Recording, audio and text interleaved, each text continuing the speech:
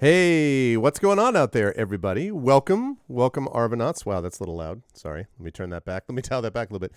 Let me not absolutely obliterate all of you. Welcome to the end of the year. Welcome to the end of 2021. I know for many of us, we are going to be glad to leave this year behind.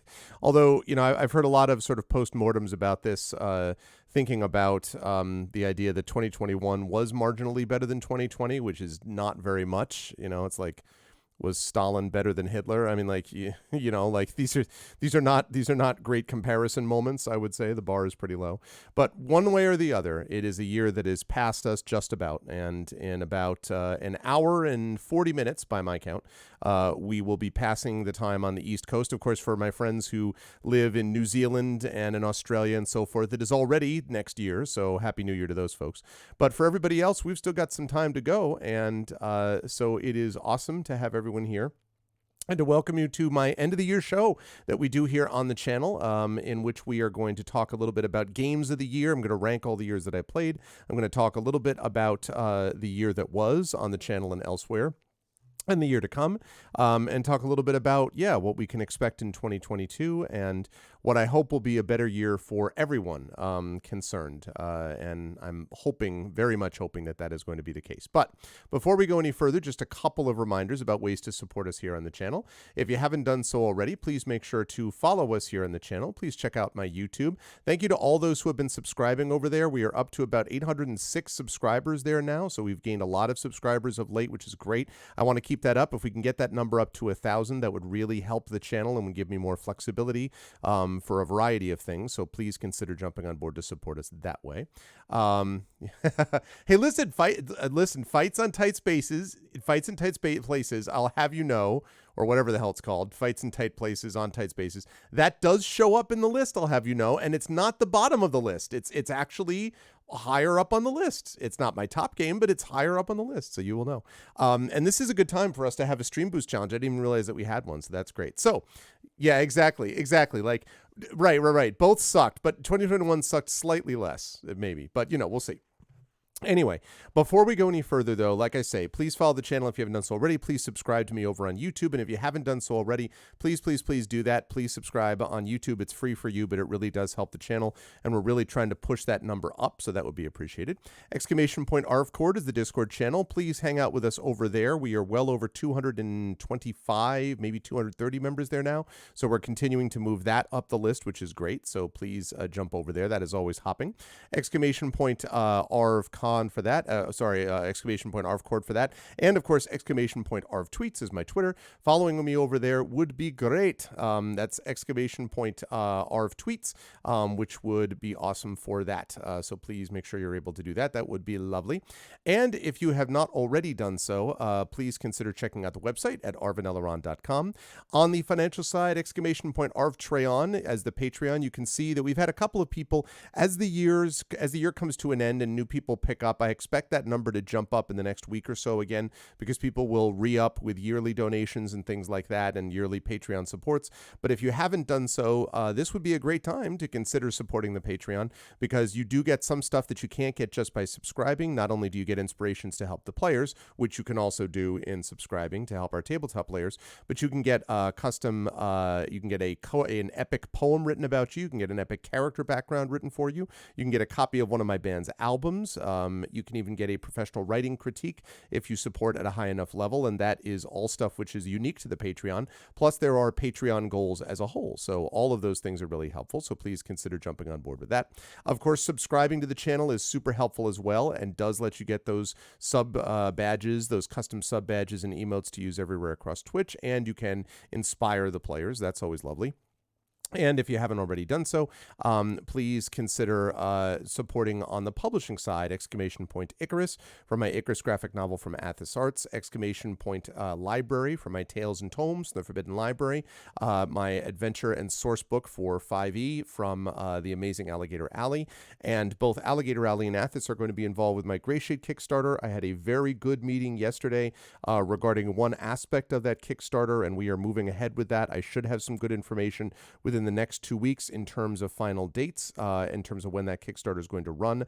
I can pretty confidently now say that the Kickstarter is going to be running next year, and I'll have more details about the shape of it and the specific dates about that soon. So I'm super excited about that. That's a big deal for me, folks. I got a fair amount riding on that, so that's going to be a big deal, and I'm going to be talking about it quite a bit. I'm proud of that book. But in any case, then that universe that we're launching. So that's exclamation point Gray Shade KS.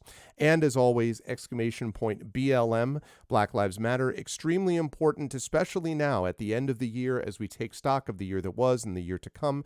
And we see again the reduction, the minimizing, and most importantly, the taking of lives of color, and specifically Black lives.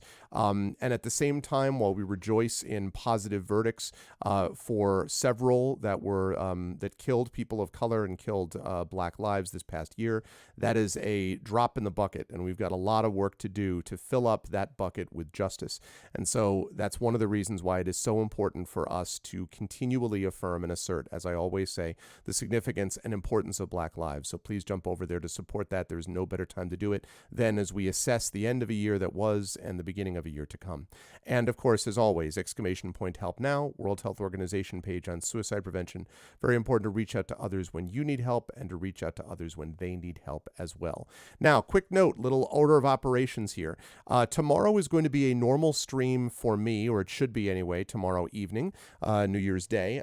That is going to be probably some more of the Saboteur. I may do a little bit of the Saboteur tonight, depending on how long the Game of the Year show goes, but the main thing I'm going to be doing tonight is I'm going to be going through my list of all the games that I played this year. I'm going to be ranking them and talking about them. I want to talk about the channel itself. I want to chat with all of you folks, and I will, I believe, be with you folks all the way through when we go to midnight. So we can see the ball drop virtually together rather than being buffoons and actually doing it in Times Square in the middle of a pandemic. I don't care that it's only 15,000 people as opposed to 48,000. It is insane that the outgoing New York mayor and the incoming New York mayor did not have the wisdom to cancel that altogether. It makes no sense, even if it's an outdoor event. But it is what it is, and I'll tell you what, I'm glad I'm not in New York right now because, at that scene, because good grief. I got boosted 2 days ago, and that booster kicked my butt yesterday, mostly just with fatigue. I mean, I had a little bit of a headache. I had a fair bit of arm soreness. I still have a little bit of arm soreness today, a little bit of fatigue, but it's a lot better. But yesterday, I conked out for had a 3-hour nap, and I was just sort of dragging most of the day. So I didn't have much of an effect at all with my first couple shots, but that one really nailed me. So, and the nurse's bedside manner needed a little bit of work. I was like, yeah, I'm kind of nervous about shots. And, I got the last ones. And she's like, oh, well, you've got big shoes to fill because I had kids in here before and they were fine. I'm like, yeah, great. And then she was like, so, and I saw the needle, and the needle looked to be pretty decent size. And I'm like, yeah, are those the same ones? I got vaccinated at Yankee Stadium earlier this year. Those the same ones? And she says, and I quote, no, we're kind of scraping the FEMA bottom of the barrel at this point. And I was like, did you really just say? And, the inoculation, the shot was fine. Like, it was a slightly more sensation than the Yankee Stadium shots, but it was okay. But I was definitely sore, but I just couldn't believe it. I'm like, wow, that's great. Thank you. Great. Oh my God, I know. Yeah, but I am glad that I'm boosted. We'll see. I mean, I had a dentist appointment that I had to have. There was no way to avoid it. I had to have a dentist appointment on Monday. And no matter how, they are very careful. There was only I think literally there's the receptionist, the hygienist, the dentist, and one other patient in a fairly large office with multiple rooms. And, they obviously are masked up to high heaven and gloved and sanitized and the whole bit. But still, I've got to have my mouth open for the time that they're doing the dentist appointment, right? So there's nothing I can do about that. And I'm living in Southern Connecticut, which, although it's not nearly as badly hit as New York, it is the Northeast. It is badly hit. So who knows? All I can say is that I'm doing the best I can. I have a bunch of the flow tests. I was fully vaccinated before, and all the evidence shows that even full vaccination is still strong protection against serious, illness and hospitalization and all. But yeah, all of my friends living in New York are just have been so many of the people that I know have been dealing with COVID, and it's just, it's almost impossible to avoid it. So yeah, I know, right? Turbo Tango is like, oh my God. So anyway, but I was glad to be boosted as well. My son, is getting he had his first shot, so he's going to be eligible for his second shot. As of Wednesday, he's going to be getting his second shot. And then we got another 2 weeks to basically cross our fingers, and then he will be in good shape.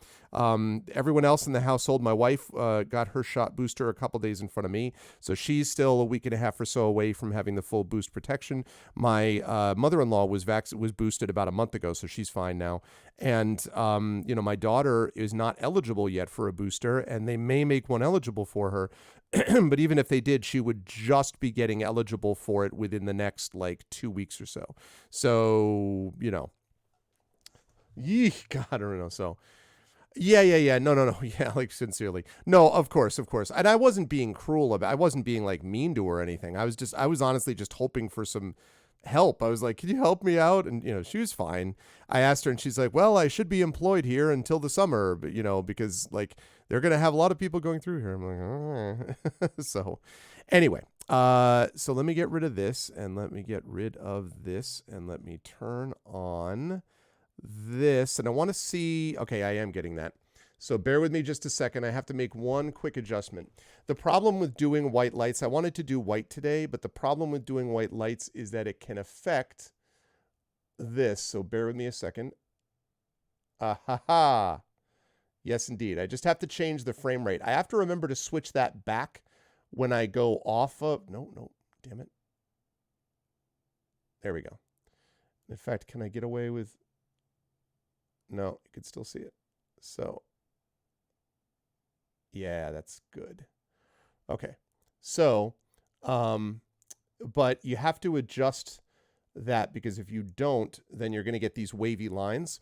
So you have to sort of match up the frame. It only happens with just the white light. And so, no big deal. You affect that and then you're good to go. And let me just make one other adjustment. It's a little bit yellowish. I would like to have less of the yellow, if you please. Light system. I think that's pretty good. Okay. So it's good to see everybody. And I am going to go through these games and everything else. I do want to say something right up front, which is I have been super appreciative of everyone this year. I'm going to say it again at the end, who has boosted and supported the channel. I am very excited and hopeful for what the future will bring over the course of the next year. But, there are obviously no guarantees about anything. And, I've been doing this for the streaming side of things, especially for a long time. I will be having my 10-year streaming anniversary next year.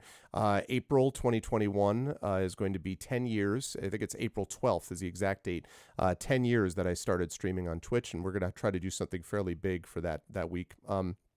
But so I've been doing this for quite a while, and I certainly did not think when I started doing this as a lark with my crappy one computer, and it's not that one computer that was crappy, is that I had a crappy computer set up, and I was, oh God, that first stream of me doing a Legend of Grimrock where I didn't even have a webcam for it yet, right? So it was just me with my microphone, and just the images were flickering and blinking because it wasn't synced up right. I didn't know what the hell I was doing, and just oh man. But we've come a long way since then, and I've been very lucky that I've never had to be in a situation where I was just talking to myself for hours. I've always had, starting with a few and then more over time, of people that were willing to jump in and become a part of a community that I'm proud to be a part of, and that's what the Arvanauts are. So I'm very, very grateful to all of you who have been a part of this in whatever way. I will say this again at the end, but I just wanted to say that up front. I also wanted to say that I'm a big fan of milestones. I love milestones. Partly it's because I have kind of an academic's heart, so I'm always used to, you go through, there's a rhythm to things, right? You go through stuff, you have your semester, you have your midterm period, you have your break, then you have the end, then you have your finals, then you go and you have winter break, and then you have, the spring semester, you have your breaks there, and then you get to the end and midterms and grades and all that, and then you get that in, and then you have summer, and you have certain, milestones that you reach. And So New Year's Eve is one of those milestones. It's a strange thing because it comes at the end of a week, which everybody has talked about. I've seen a lot online, which is a strange liminal week anyway. That week in between Christmas and New Year's, where a lot of stuff isn't like stuff is open kind of, but everyone sort of is like half-hearted about it because they're really looking forward to next year and that kind of stuff. And so it's a strange week, and so there's something unusual about the sort of build up to New Year's. And humans are built on hope. They're built on possibility. They're built on maybe things can be better. But of course, nothing is guaranteed. I would be remiss if I did not mention the passing of Betty White, who was one of those people that you just kind of felt would live forever. And, she was one of those figures. It reminded me a little bit of Robin Williams in that she's one of those figures who seemed to transcend generations and was just hugely popular with everybody, partly because of the kind of person that she was and was continually invested in the work. And I really admired that about her. And there was all this stuff about her leading up to her 100th year birthday, and then she passes away. And someone said that only Betty White could have that kind of comedic timing to pass away literally the weekend before everyone is going to have all these things about like leading up to her 100th birthday. So, but what a huge presence, and another entertainer presence that was just a huge loss.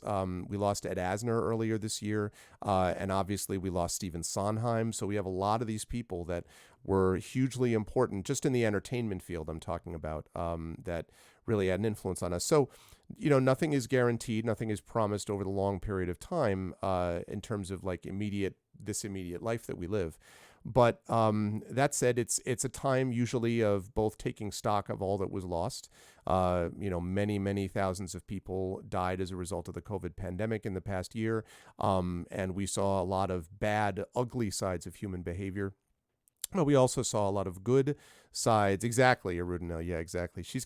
There is this really funny YouTube clip of sort of where on Golden Girls, where these two of the other, oh God, Rue McClanahan and B. Arthur, whoever they were, but two of them basically just lost it, and she kept it the whole time, so they were able to air it, because even though the others had lost it, like she just kept it going. She really, really brilliant timing. Anyway, so go up and search Betty White and Robert Redford if you want to get a particular sort of insight into her humor. So anyway, so there is a sense of hope and possibility about what can be and what may be in the year to come. And so as much as we had this sort of ugly side of human nature, we also had a lot of great things that happened. We had a lot of heroism. I would cite the heroism, the continued heroism of the healthcare workers, the frontline workers, the nurses, the pharmacists, the doctors, and obviously the scientists who have been helping us get through this pandemic.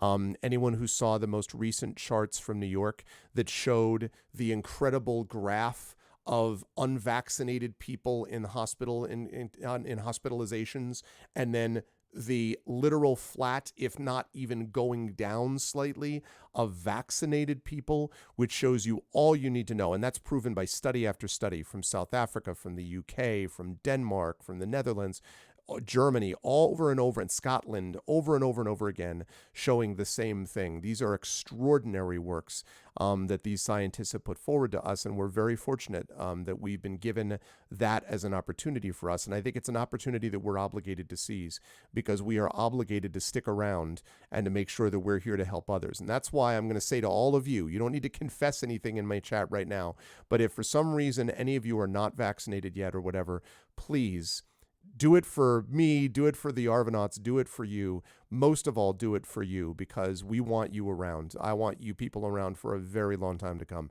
So please make sure that you take care of yourself and be safe over the course of this next year. So we look to hope as we move into 2022. And again, I want to thank everyone who helped to bring us through 2021. Again, I'll talk more about that at the end, but I just wanted to say that up front. Now, what we're going to do, at least initially here, is we're going to talk a little bit about my games of the year in 2021. Now, I thought you'd be interested in a couple of statistics here that I happen to have for you. So let's see where we are there, 2021, yeah. So I started keeping track of this list back in Thank you, Rising Ties. And the same. You're all a huge part of this. So in 2017 is where I actually started to keep track of this a little bit. And I just listed the new games I played. And actually in 2017, I ended up playing 7 games. And I'm pretty sure those are 7 games that were just new to me, but not new overall. But I started actually ranking them officially and talking about games versus new games in 2018. So interestingly, in 2018, let's see, it was 7, 8, 9, 10, 11, 12, 13, 14, 15, 16, 17, 18, 19, 20, 21, 2, 3, 4, 5, 6, 7, 8, 9, 30. So I had 30 games that I played in 2018. In 2019, I ended up playing 20 games. In 2020, I ended up playing 21 games, and in 2021, I ended up playing 24 games. So that is a combination. I second that recommendation, by the way, from Arudinel. It's a great book. Can You Sign My Tentacle is a great book. Should be up for multiple poetry prizes and other prizes, but I mean like poetry too. So so I happen to play 24 games this year. Now, of that list of 24 games, I played 3 of them off stream. So I didn't stream them. I just played these off stream in my own spare time, so to speak. And of the 24 games, there were 4 games that were brand new this year, that just came out this year. Most of the games that I played did come out within the last couple of years, but 4 of them specifically came out in 2021. Others came out before that, but they were new to me. The only game that I left off this list that I played this year that I didn't mention is Heroes of Might and Magic 3. And the reason I left that off the list is because I have streamed that before and I've played it multiple times. And so I kind of was like, this really doesn't count. I love Heroes of Might and Magic 3, but it just doesn't count as a game that I did for the first time this year. So all these games that we're going to talk about are games that I did for the first time this year. And I'm going to rank them from 24 to 1.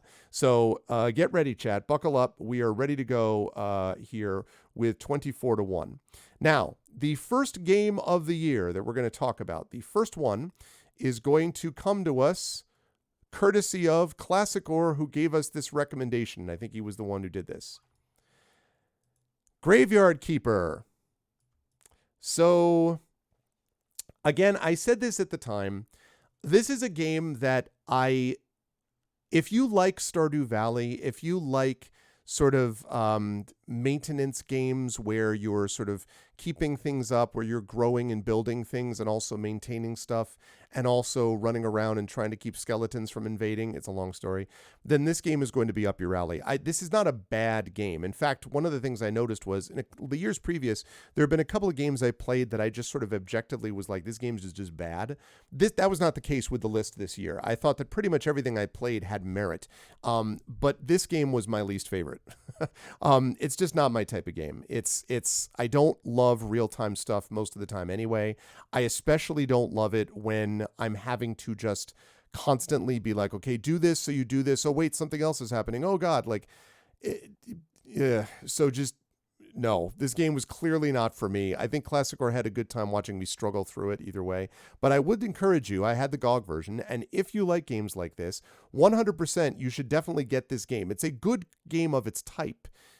Is just not my kind of game. So, but yeah, Graveyard Keeper is my 24th, clearly the bottom game of the year for me in that regard. Okay. Now, the second game up on the list, again, I want to point out was not a bad game. It was just a game that, of the list that I played was not as interesting to me. And this is going to horrify, I'm sure, Commander Dunsel and Mrs. Dunsel. But that is Shadowrun for the SNES. Now, again, not a bad game in any way. This was fun in its own way. Not really the kind of game I think I would have come to on my own, if I'm being perfectly frank. But obviously it's Shadowrun, and obviously it was fun to kind of play around with it for a couple hours.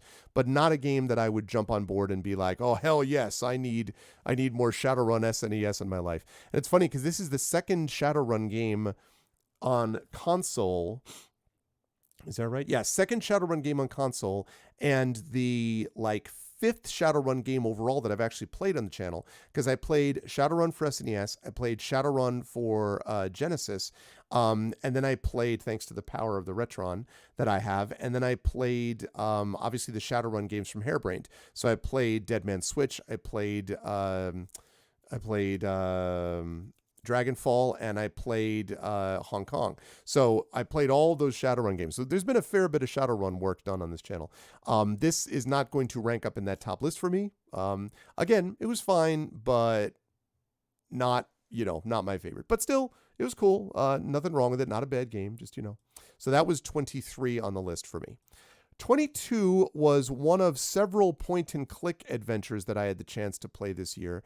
And I did like this, and I can see myself coming back to it at some point, although it suffers slightly from the experience of... oh man, how do I put this? It suffers slightly from sort of what I call point-and-click logic, which is where, you go through one of these games, and then you're like, why would I... put the bird's nest on top of the rocket ship and then jump in place and then do a quadratic equation and then sing Leonard Cohen's Alleluia so I can fly the rocket? Like, why would I do this? Like, there's a little bit of that. The worst offender in that regard is Myst. Myst has stuff that's so freaking obscure, and Grim Fandango was another one that frustrated me. And this is one reason that I sometimes find myself getting a little twitchy about games like this. I like point and click on occasion, but this is not a game, the sort of genre of game that I like to play a lot of, mostly because there's sometimes I'm just like, what I feel like I'm like playing this high stakes Where's Waldo game, where I'm just kind of like, all right, what's the thing that I need to do? Okay, I know I need to get that in that, but no, you need to put the thing on the thing to do the thing with the thing with the thing with the thing.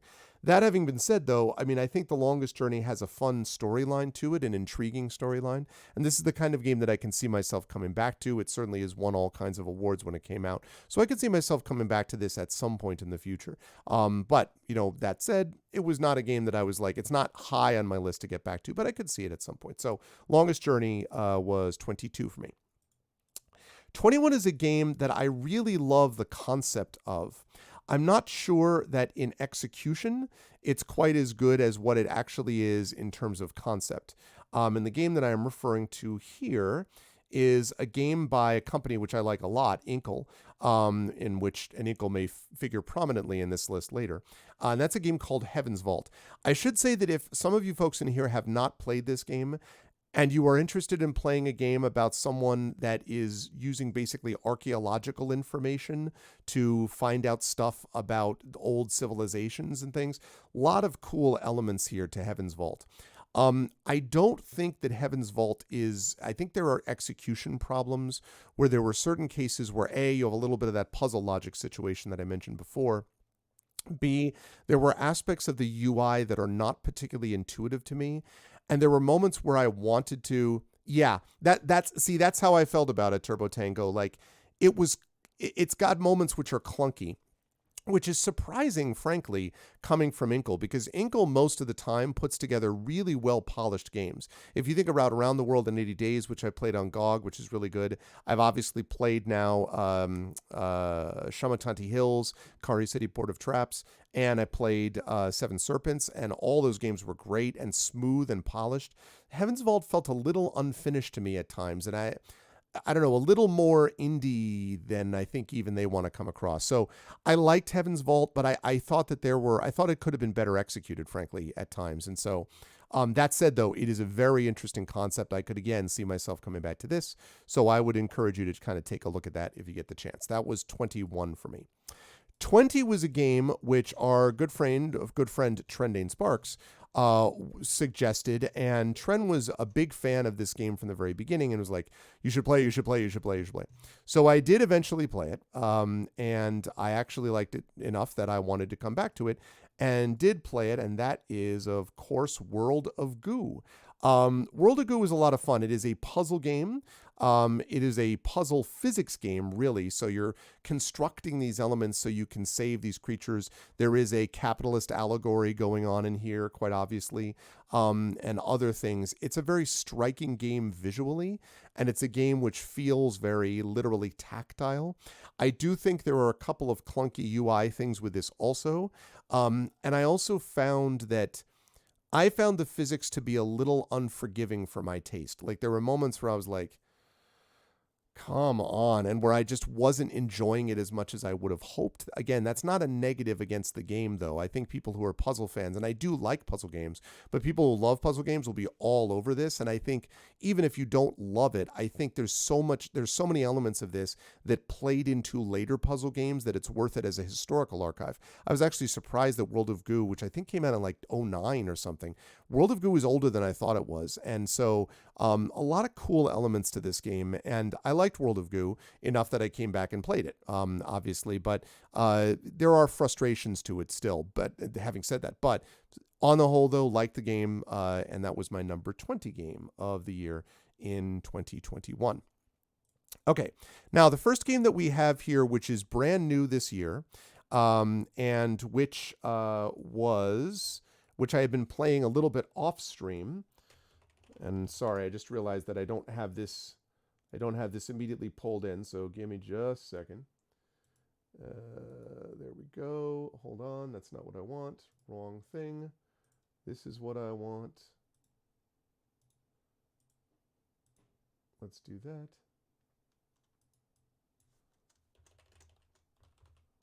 Okay. Now I can bring that in. Okay, here's the image. So number 19 on my list, which again is new this year, is actually, nope.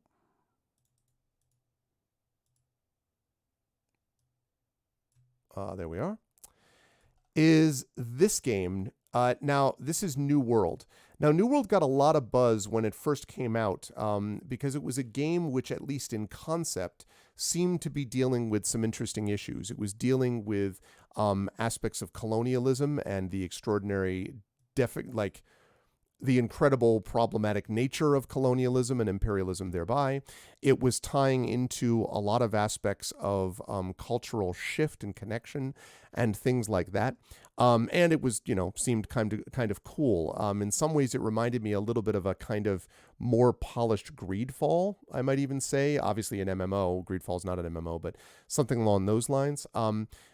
And my sort of review of it after having read it a little bit is, I think the game has potential. There are elements of it that involve a fair bit of crafting, and even though I don't normally like crafting stuff, in this particular case, I think the crafting makes sense. And there are interesting elements of the way that they present this kind of stuff. Hey, Nonstop, what's up, man? They can provide those elements, which is cool. But it suffers from a lot of the same problems that always seem to exist with MMOs, which is the quests are a little shaky. They often are very fetch questy, which is not what I like. Or, go kill 10 monsters and report back, that kind of stuff, which we've seen for forever. The first MMO that really does this and really has interesting quest lines is going to do really well. The first MMO like that. I've played Final Fantasy XIV. Yes, there is some of that there. I've played Guild Wars 2. Yes, there is some of that there, but still, they still rely heavily on the collect 10 of this, go kill 5 of this, and go back and talk to X NPC. A lot of these games do that, and that's what New World does a lot as well. It looks beautiful. There are really interesting aspects of it. I don't know how well, honestly, they've handled the sort of problematic nature of imperialism. The part that I got to, and I've only played in it, I don't know, 7-8 hours, maybe 10 hours. My take on it has been that they've addressed some things, but frankly could have done more. And so I don't know what to make of that. I don't know whether that's just I need more time to really see whether they do it or not. But if what they're really kind of doing is sort of cosplaying representation, right? Where you get to go and live the exotic life as if you're reading a travel narrative from Melville or something like that. But really you're just doing it because it's like, cultural Disneyland, not because you're really actually interested in getting to know something about a different culture and expanding your mind and broadening your outlook. That's unclear to me yet. I don't know. And the fact that New World has had some issues with patches and issues with people being mad at them for various stuff, So I don't know, but this is a game that has enough potential to me that I could see the possibility of it getting better over time. So we will see. This one, the jury is still out basically on this for me, but it's 19 for me, and I have not played it on stream. I played it off stream, and it was obviously new this year, but interesting possibilities. We'll see if it stays that way. Okay. Number 18 on the list is a game that I had seen a lot about and actually watched played a little bit, and I wasn't 100% sure how I was going to react to it. And then as it turned out, I actually ended up liking it maybe even a little better than I thought I would, to be perfectly honest. And I don't know whether that's just because I got lucky in playing it, but for whatever reason, I definitely got a little bit. I enjoyed it more than I might have originally thought, and that is this game, Frostpunk. Frostpunk is very well put together. If you don't know what this is, it's basically a real-time strategy game where you are managing a group of survivors in a post-apocalyptic scenario. It is a wintered landscape basically, and you've got to keep them alive. You've got to keep them heated. You've got to get equipment and build stuff, and then send things out and try to touch base with other civilizations and all that kind of thing. And I didn't do as bad as I had worried that I would in my opening salvo of this game. I think I played it 4 or 5 hours, and I didn't do as badly as I thought I would. And so I was like, okay, I will consider doing this again. And so it is on my list of games to play down the line once I get past some of the games that I have right now. But I also, and actually not that far down the list, probably 3 games down the list or so, but I also have reserved the right to say, if the game starts to go off the rails for me, and it could, then I'm going to have to be like, yo, this game is not actually going to, not going to work out for me. So I like Frostpunk, and I think it's a good game. I don't yet know 100% if it's a game for me in the long run, but I liked it better than I thought I would, and a lot of people that have played this game liked it a lot. This came out a couple of years ago, I want to say 2019 maybe, but there have been a lot of releases and a lot of, there's been a couple of DLCs, expansions, and that sort of thing. So Frostpunk, sort of slower paced than I thought, which is one reason that I liked it, as opposed to sort of the fast-paced real-time strategy stuff, which I really don't care for. The slower pace helped, but it's, nonetheless, it may have some of those limitations. We'll see. So that was Frostpunk, which I played. And a lot of these games, by the way, you'll notice are Patreon-fueled chat chosen games of the month. Graveyard Keeper, Shadowrun, Longest Journey, Heaven's Vault, World of Goo, Frostpunk. In fact, almost all the games so far that I've mentioned were those types of games. So that is good stuff. So that was number 18. Number 17 is a game that I liked a lot more when I first played it. And then as I played more, I kind of saw more of the flaws in it, and began to get a little less enamored of it. I still, in the end, think that it is a cool game. I still, in the end, think that it's a game that is worth checking out. And I don't actually have this one, so just give me a second to pop up this image here. Okay. Yeah. There we go. Let's clear that download. And there we go.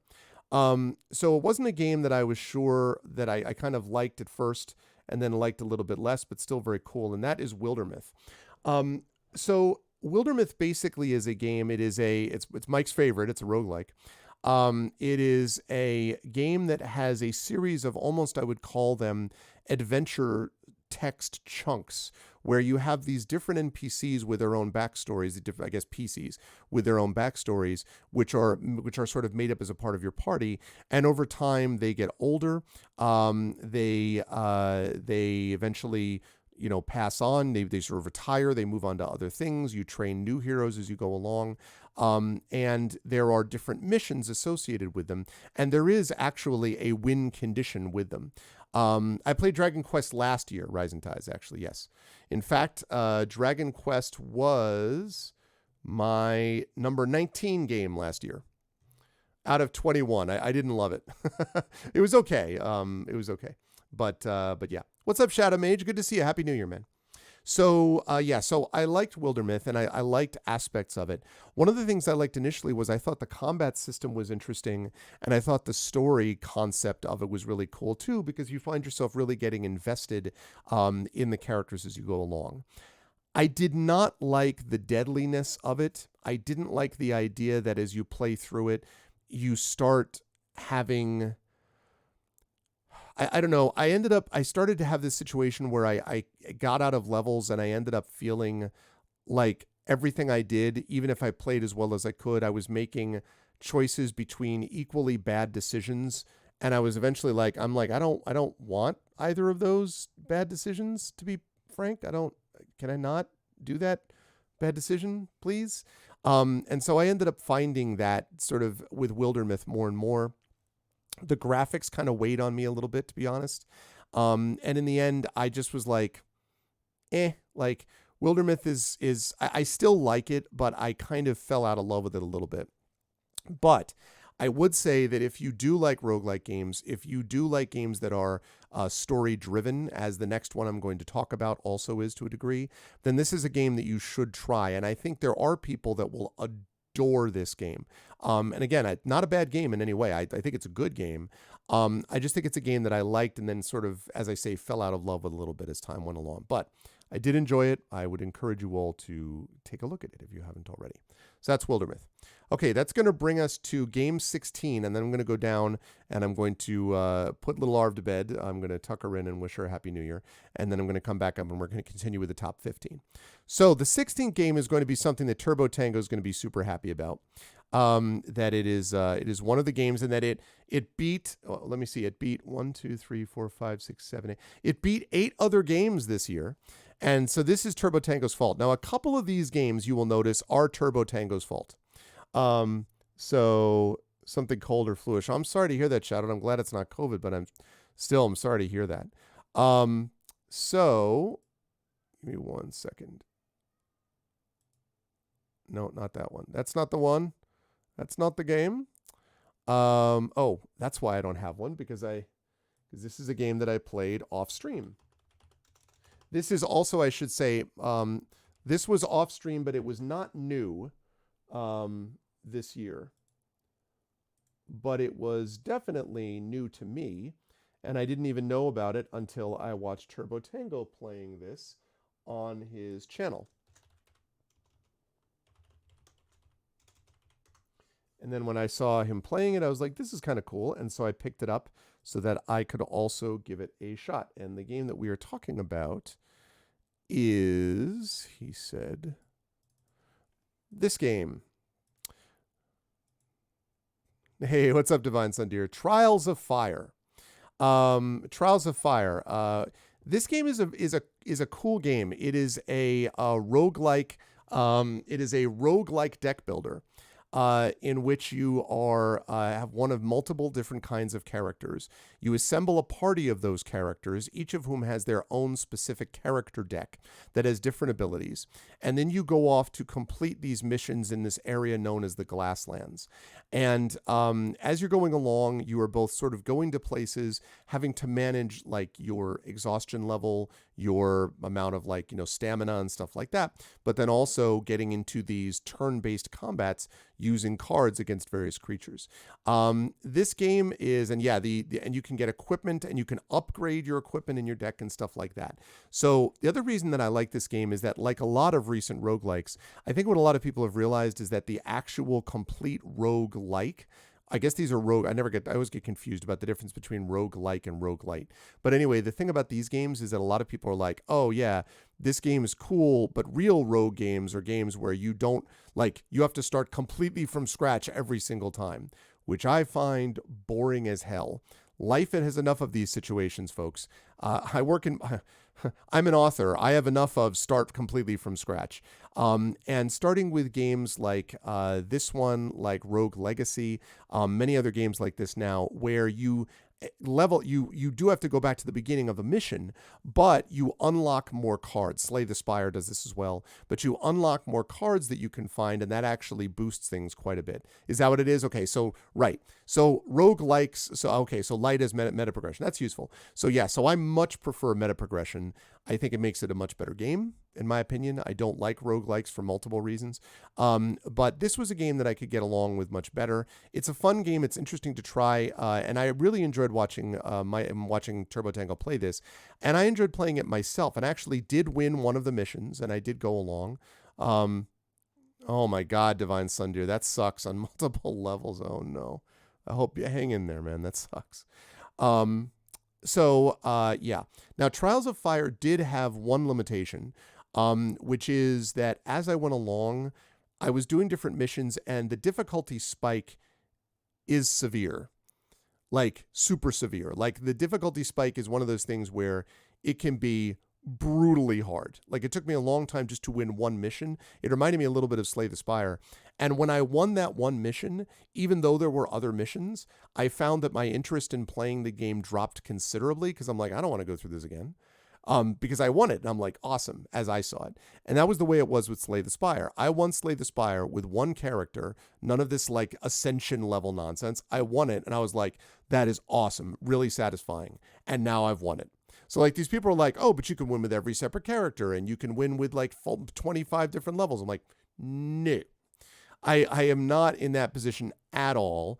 And so Trials of Fire is a situation where I'm like, I don't, so again, Trials of Fire is a game that it's a testament to how well the game works. I think that the game goes as far as it does, without me being involved with it. Like I'm surprised actually that it works as well as it does.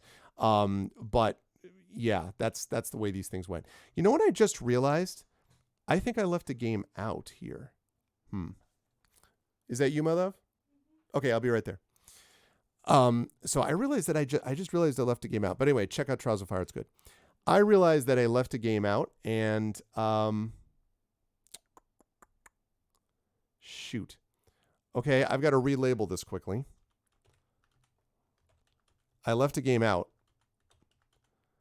And it's funny because I probably would have put it right around here. Yeah, I know. No, it's okay. It's not a big deal. So okay, working up from, there we go. I just have to decide where I want to put this.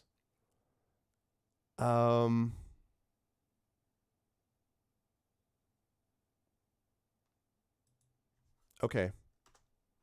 Interesting. All right, I've added this game. You're going to know, when you see it, you're going to be like, oh yeah, I thought that this actually came out last year, but apparently it didn't.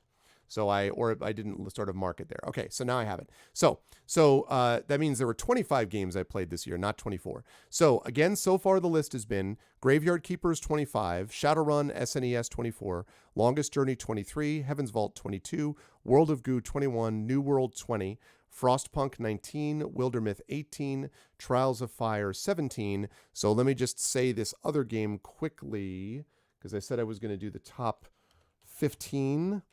And this is another game which came out new this year and which I played off stream. And that game is... Oh, yeah. That actually works perfectly. That game is going to be this. Let's see if I can get that.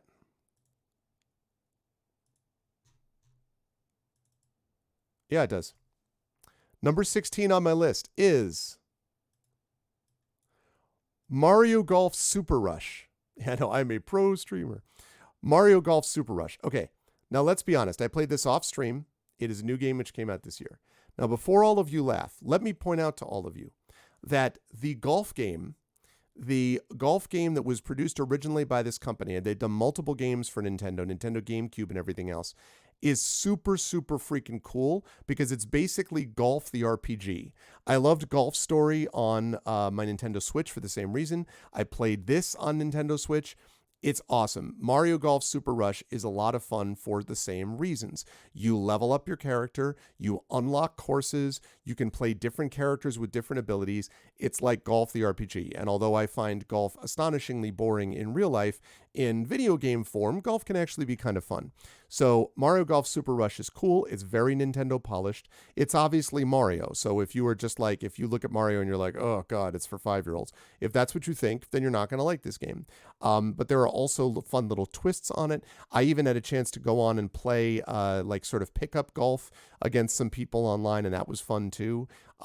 So very cool game, and it was a game that I enjoyed because I found myself sort of in the middle of the year going back to and playing it a fair bit for a couple of months off stream. So it was good stuff. I enjoyed Mario Golf Super Rush. I would never argue that there's like some super compelling story, although there is a story to it technically.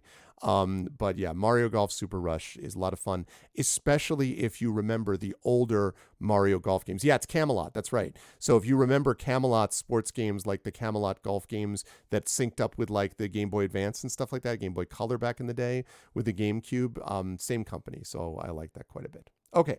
So that is Mario Golf Super Rush. Now I'm going to go put my daughter to sleep here. I'm going to go down and tuck her in. And then I'm going to come back up and we are going to do the top 15. So far, Graveyard Keeper, Shadowrun SNES, Longest Journey, Heaven's Vault, World of Goo, New World, Frostpunk, Wildermyth, Trials of Fire, Mario Golf Super Rush. Okay, I will be back to you folks in just a minute. So hang tight. I will be right back.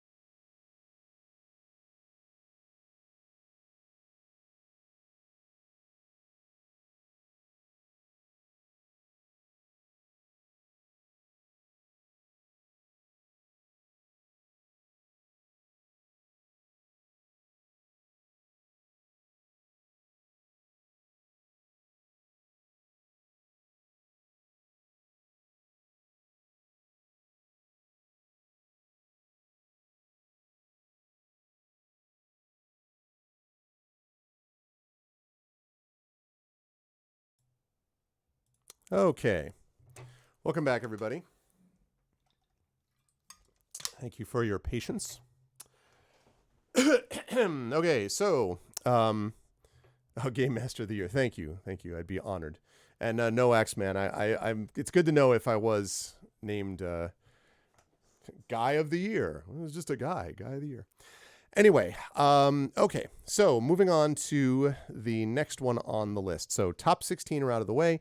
Here we go to number 15.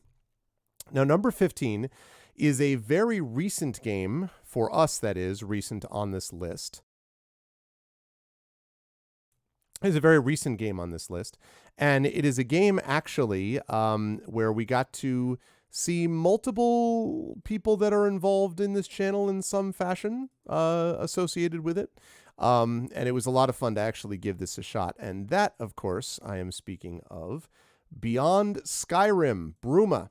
So we got a chance to play Beyond Skyrim this year, which was a lot of fun. I had been wanting to give this a try. Partially fun because it meant that I got to hear Trendane do about 750 different characters. I'm exaggerating. It wasn't that many, but we did hear like 4 different characters voiced by Tren, which was a lot of fun to watch. And of course, it was more Skyrim. You know, again, it's a 10-plus-year-old game at this point. I get that, but like, yeah, exactly. Trendane Simulator 2021. But I have to say that there is something about booting up Skyrim and just walking into that landscape and hearing the music. That game does so well at just really establishing the sense of just the world building, you know?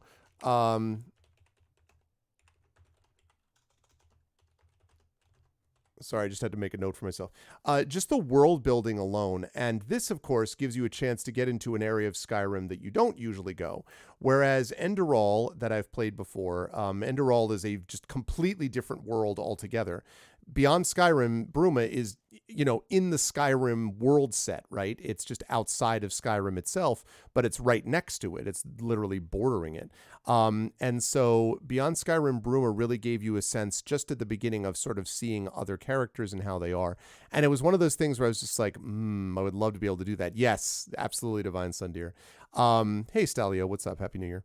So I am excited to play more of this down the line, and I did enjoy it. It was fun to get back into seeing some of the things that were there. I only had the chance to play a couple of the quests because we only played for like 3 hours or so, but I managed to get in there a little bit. We had the kind of opening, you got to go through this one tunnel to get somewhere else, and I was doing my zappity zap Emperor Palpatine, you know, ultimate power type of thing with my lightning bolt blasts and all that.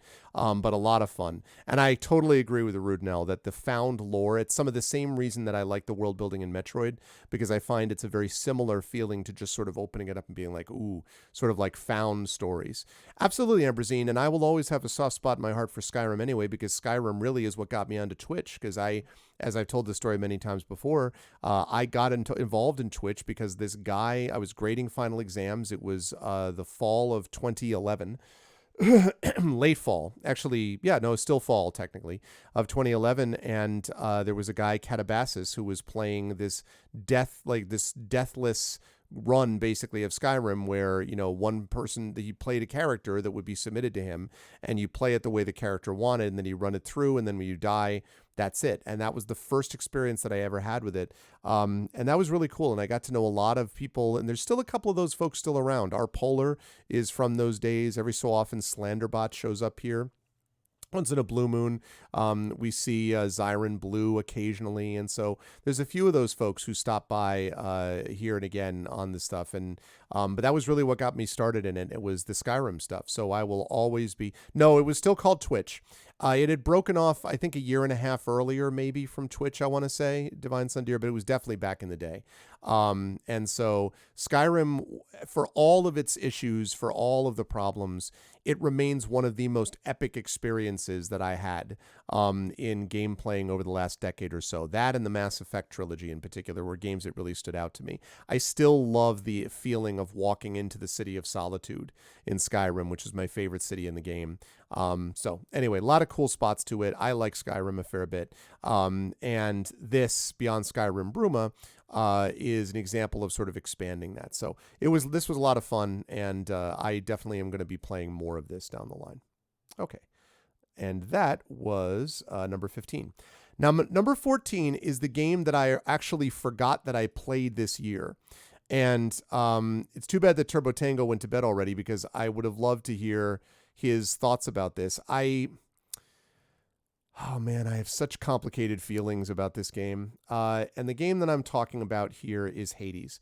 Now, I know that everyone on God's green earth loves this game. Like, you know, Hades, oh my God, Hades, Hades, Hades. And you can see why, right? When you play it, you can really see why Hades gets as much. Oh, do you really, Divine Sundeer? I mean, there are some that don't like it, but most people that I know really like this game a lot. And especially most people that don't really play video games, I feel, or certainly not video games like this, seem to like it. I'm not sure how much of that, I wonder whether part of that isn't related a bit to the kind of demeanor of Supergiant Games, because Supergiant Games is one of those companies that tries to avoid crunch. They're kind of almost like repertory theater in that they have the same crew of programmers and actors that stay with them. And they've got this. So Logan Cunningham has been doing voiceover stuff for them since back in the days of Bastion. The guy who I've actually interviewed for this channel, the composer of oh my goodness, why is his name just slipped my mind? I can't believe that I forgot this guy, because I actually interviewed Darren Korb. My God. Darren Korb, along with John Everest. I actually interviewed. John Everest was the Battletech guy. But yeah, Darren Korb. Darren Korb's soundtrack with this, he did the soundtrack for all their games, Pyre and all the rest of them, Transistor, again, Bastion in this game. And so that's been really cool. And then the game itself, obviously. So anyway, they have a repertory sort of feel. They're against crunch. They are very queer friendly, so they're very much LGBTQ plus IA. They have a lot of different elements sort of associated with that, and they are very on board with that sort of thing. So they're very progressive politically, and so there's many reasons why I think that people sort of like Supergiant as a company, and I can't help wondering whether that's part of the reason this gets as much love as it does, because I do think that Hades is a good game. For those of you who haven't played it, it is, again, a roguelite game where you are basically that main character right there, and you're trying to break your way out of Hades again and again and again and again and again and again and again and again and again. But you have different weapons, and you level up every time, and you build different skills. And if you use God mode, in quotes, which I think should be the default difficulty setting, you get slightly more powerful each time you die, so that you continue to make advancements and move forward in the game. And my understanding is that once you actually beat your father, Hades, then the game still hasn't started yet, because then you learn other things. Because the other thing that the game does is that it gives you new chunks of story every time, new people to talk to, new, different kind of stuff. Also, the graphics are on point, and the music is good, and the game itself is pretty tight mechanically, not as tight mechanically as I think some people say it is, and I don't fully understand that. I played games with tighter mechanics than this. This is not quite as responsive as people think it is, but it is responsive, and it does have good graphics, and it does have good music, and so forth. I mean, having said all of that, I can only speak to my own experience, and that is that I played the game. I played it some on stream, and I played it some off stream. And I played it to where I got to Hades, and I've done that a couple times. And then I was like, it reminds me a little bit of how I felt about Dragon Age Origins, which everyone seems to love Dragon Age Origins. And I played it and got to the final boss, and I was like, Like it did not hold my interest, I have to be honest. And I did not find the story wildly compelling. I didn't find the characters wildly compelling. I liked it, but I didn't adore it. And I didn't totally understand the disconnect between what I saw as a solid game and what a lot of people were like, game of the millennium. I was like, Hades is good. I just don't think it redefines this genre the way some people seem to think it does. So yeah, I guess. But even at the time that I played it, I kind of was like meh on that Divine. But But as far as Hades is concerned, so I like it. I just don't understand the overwhelming adoration for it. And so I don't entirely know what that's about. But again, it is a good game and I like it enough that I want to play it again. Maybe. I mean, it's on my list at some point, but it's not one of my top games like, oh, I want to play it tomorrow. And in fact, the fact that I even forgot that I played it this year is sort of a reminder. Now, it is 14th on my list.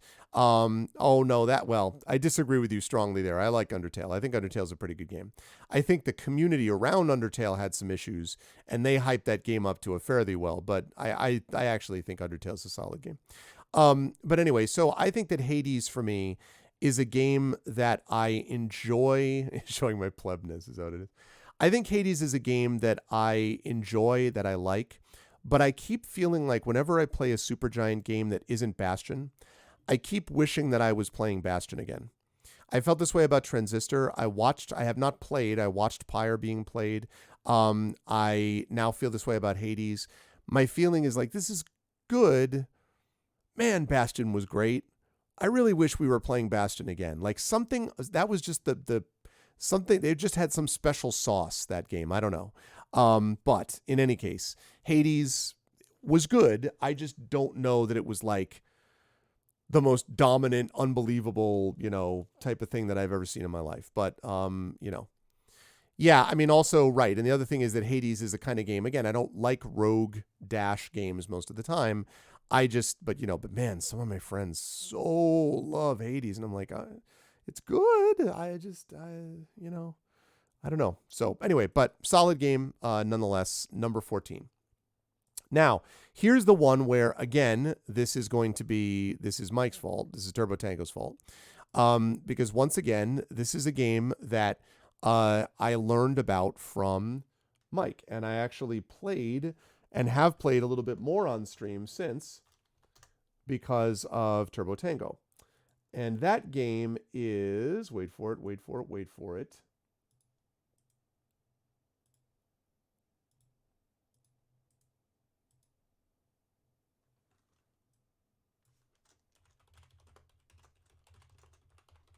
Okay. Just had to download the image for this. Now, again, this is new this year.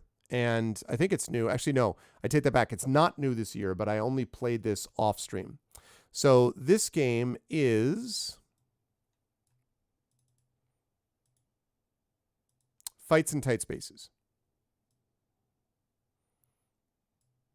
Fights in Tight Spaces is a really, really fun game. I think that has a lot of things going for it. I think there's something very satisfying about constructing the way that you're going to beat up and knock out a bunch of enemies that you're trying to defeat using the deck of cards that sort of represent your moves that you've assembled. I like turn-based games. I like turn-based games that allow you to make progress over time, even if you're losing, so that you have more available decks to you. You can do more stuff available to you. So I liked Fights in Tight Spaces. I enjoyed streaming it. I can see myself streaming it again in the future, and I've been enjoying playing it off stream as well. So Fights in Tight Spaces is good stuff. Also, I think that it is. The UI is good. I think it's constructed nicely. And I think the difficulty level setup is good in that you have levels that you can do, right? And you can really, the lower levels really have an impact in terms of the stuff that you can do that's better in terms of how many times you can roll back a turn or where you can advance something else. So I just think they managed this very well. I think they constructed it very well, which is cool. Bruce Lee, The Legend would be a great game built with that engine mechanics. Yeah, absolutely. And then again, also there's a little bit of it's got a little bit of that spy vibe, and I love spy stuff, as you folks know. So yeah, I'm on board with this kind of stuff. Fights in Tight Spaces is cool, and I'm hoping you get a chance to do it. It's a good game, Divine Sundari. It's a good game. There's one of my VODs has this from a few days ago, and again, it's and I was able to stream it when I was on the road. That was cool. But yeah, it's got this sort of stylized, you can see for yourself what the figures look like. The art is kind of cool in a very sort of stylized sort of way. So it's got a little bit of a sense of humor about it as well. So it's good. It's good. I like Fights in Tight Spaces. So for me, that was number 13. Number 12 is one of the games that I played with the R vocalists. And this is a game that actually is there's a theme in this next set of games in some ways, that a game that sort of surprises me, that comes out of nowhere, is a game that I'm likely to appreciate. And that is Wide Ocean Big Jacket. This is a game that I chose because it had a lot of dialogue. It's got very simple kinds of drawings. It's a very sort of slice of lifey type of thing where these people go to this campground and you play different characters in it. But it's well done. It's well put together. The dialogue is interesting. The characters are interesting. And there's something about as a game, it's barely a game. It's really a visual novel, if anything. But it's sort of a game that really works well, and it's amusing in a lot of cases, but it also has some thoughtful things to say. Not perfect, because there are times where I think it kind of is reductive about certain issues that it brings up a little bit. But if I'm comparing this to a game like sort of Life is Strange, which for me hits stuff on the head way too often, this was a game that I felt did what Life is Strange is trying to do, but better in a lot of cases. So I really enjoyed this. And also there are little elements of it, like you get through it and then there are these two other guys who turns out are clearly a couple, like a gay couple, basically. They're interested in each other, but they're older and they don't want to tell each other. And it's sort of hard to explain. But it was really neat, and maybe part of it was colored by my experience of playing it with the amazing R vocalists, but it was great. I really enjoyed this a lot, and I recommend it if you have not played it. It's not a long game. It's not expensive. I don't know how much, $10 or less, and it's not a long game. It's maybe 5-6 hours, but it's worth it. I think I would recommend this, playing it, especially if you like sort of quirky slice of life stuff from time to time. Right? I love that. It was really cool, those guys. So, what is Procession to Cavalry, Axeman? I don't know what that is. So that's my number 12 game is Wide Ocean. Now, just missing the top 10 as we move into number 11 here. Just missing the top 10 is actually not a full game. It is a DLC, or an expansion, I guess, for another game which I've already liked, and that is this Dishonored: Death of the Outsider. Now, it needs to be said that Dishonored itself, which I think I have on here, Dishonored itself is a game that was way up there on the list for me in the past. I ranked Dishonored, I don't know where I put Dishonored. I guess I played this back in 2017. Maybe it's 2016. Anyway, whenever I played Dishonored 1 and 2, I liked both Dishonored 1 and 2 a lot. And this is, first of all, Arcane Studios is a very good studio. Secondly, and they've got a lot of people who worked on things like Thief and did like Dark Messiah, Might and Magic, and games that just like a lot of good combination games. I love the feel of that world. I always have. I thought the world building around that city is really, really great. I thought very much like Dunwall and Blades of the Dark is kind of what this reminds me of, is the city set within Dishonored. And Death of the Outsider has another feel like this as well. Has a feel of a game that really, I don't know, you feel like you're returning to a world in which you're still able to do a lot of the same cool maneuvers. You're still doing a lot of the stealth stuff. You're still sort of sneaking up on people. You're still building up that story. But in this case, you're doing it from the perspective of Billy Lurk. So you've played through the one game, and now you get to play it, seeing it from a slightly different perspective. This actually, I think, is what was so amazing about Brigmore Witches and the other game. Oh God, what was the other DLC that I loved with Dowd, where you play Dowd, the guy who's actually the assassin in Dishonored 1. You play Dowd as the DLC of Dishonored 1, and I can't remember the name of it. But anyway, excellent, like super, super good. And so Dishonored is great because you can play it full stealth, or you can play it hardcore, like I'm just going to kill everything that moves and be a badass. And you have a choice in how you want to do it. And your choices matter, I think. Plus, I think the graphics and music are on point again. So just very cool. They understand this world and how to do these kind of games. And I thought Death of the Outsider was great. And I am going to come back to it at some point in the future. That's funny, Runo. Okay, so that's the top 11. So again, Graveyard Keeper, Shadowrun, SNES, Longest Journey, Heaven's Vault, World of Goo, New World, Frostpunk, Wildermyth, Trials of Fire, Mario Golf Super Rush, Beyond Skyrim Bruma, Hades, Fights in Tight Places, Wide Ocean Big Jacket, Dishonored, Death of the Outsider. That brings us to our top 10. So number 10 on the list of games I played in 2021 is a game that was originally recommended to me actually by Mrs. Dunsel. And I was glad. I was really glad because it was a game that I appreciated a great deal and that I was really glad that I got the opportunity to play. And that game is this one, Rain City. So Rain City is a point and click adventure, which has some of the same, like there are a couple of things where I'm like, again, point and click logic that frustrate me, but very little. And I loved the feeling of the world and the characters in this game. And it reminded me a lot of Machinarium, which I played and streamed on this channel some years ago. It's a combination of sort of cute and clever, but there is a sort of darkness beneath it. And there's kind of a, what do I really think about this world? And there's just a lot of good elements of Rain City that I really enjoyed. And it took me, I think, 2 or 3 days, I can't remember, to finish Rain City. I did play it like almost immediately afterwards, but yeah, exactly. You just need to be slightly insane, yeah. But it was really great. Mrs. Dunsel is here. Happy New Year, Mrs. Dunsel. Yeah, I really liked Rain City. I loved the feel of it. And again, Machinarium, to me, it almost felt like the spiritual successor to Machinarium. 2 games that I really, really enjoyed. So Rain City, really good stuff. Really liked Rain City a lot. And that was number 10 on my list. Highly recommend this if you have not had a chance to play it. This is good stuff.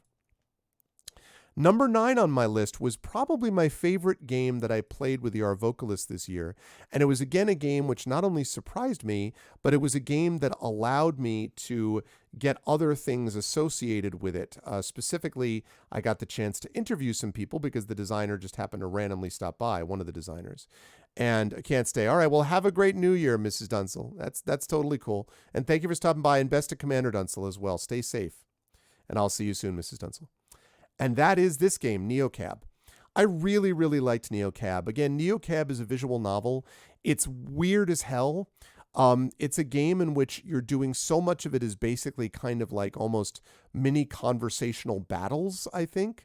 But it's really interesting in the way that you, we'll find out, I guess, Divine Sundeer, in our side of the world. But it really was a fascinating game to me in that it really constructed an interesting set of characters.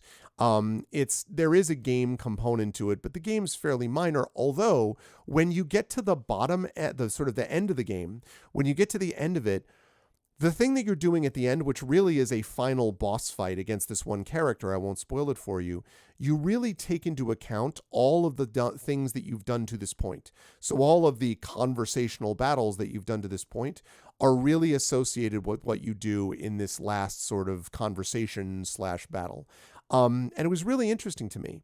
It also, I thought, was gutsy because it really is dealing with a narcissistic, self-absorbed, abusive relationship.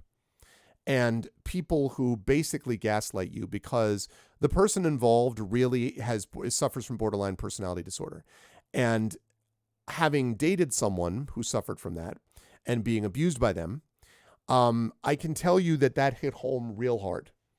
And for a lot of us in the Our Vocalist that were doing this, we were like, oh, that is so, oh my God. Like, the gaslighting, the guilt tripping, the sudden shifts, the sort of, oh, don't you really, to, And when we talked to the developer, one of the writer's like, oh yeah, that's exactly what we were aiming for. And I was like, good. So that's like, that's like 100% the case. No, we're going to be heading back to game. Fear not, Divine. We're going to be heading back to game per se.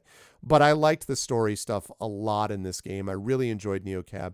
And again, I think it does a lot with a little. So if you have not had a chance to play this, I played it on Switch. It's available, I think, on PC as well, and on Switch, as I mentioned. So well worth getting. Good game. And I agree with Triffid. It was a very solid game for the Our Vocalist, definitely to play. Keeping with the theme of games that surprised me and games that I really liked thereby, was another Patreon Field Chat Chosen Game of the Month.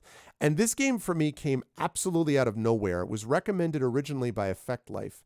And I just did not know what to expect. And then we got this. There Is No Game Wrong Dimension. This game surprised the absolute hell out of me. It starts with what feels like basically this weird, like over obvious humor situation of a computer program telling you not to play. Yes, agree on that, Runo. A computer program telling you not to play the game, and you're like, ah ha ha. And then it's a satire of a bunch of different game types. So you've got a shooter, you've got an RPG, you've got like the point and click thing, you've got all these different elements. But then it morphs into something which is actually pretty powerful. It still has one of my favorite songs that came out of nowhere. Like, it's a good soundtrack, and that one song in particular, I don't want to spoil it for you, but this one person this thing is singing about something. It's such a banger. The song was great, and I was like, what is this song? Like, how did we get this? I just was just so delightful. It was so delightful. I think it took me 2 sessions, maybe 3 at most, to play, but it was a delightful game. It doesn't land perfectly, but man, as a game that just surprised me and came out of nowhere, it was absolutely great. Well, we may have different tastes, Divine. This is my Game of the Year list, so you can come up with your Divine Sundeer 2021 Game of the Year list, and that'll be awesome. But this was my list. This is the stuff I liked. So there is no game wrong to mention. I really like this game a lot, and you need to watch at least a playthrough of it, Divine. This game's great. They did a really good job with this game. Okay, that leads me to this game, which started out actually as a mod for another game that we've already spoken about. This was originally a mod for Skyrim, and then it was expanded into its own thing, which finally released, and it actually released this year. And that was The Forgotten City. I really liked The Forgotten City a lot for multiple reasons. So you are, first of all, in The Forgotten City, you are, that YouTube song reaction, on There Is No Game, absolutely.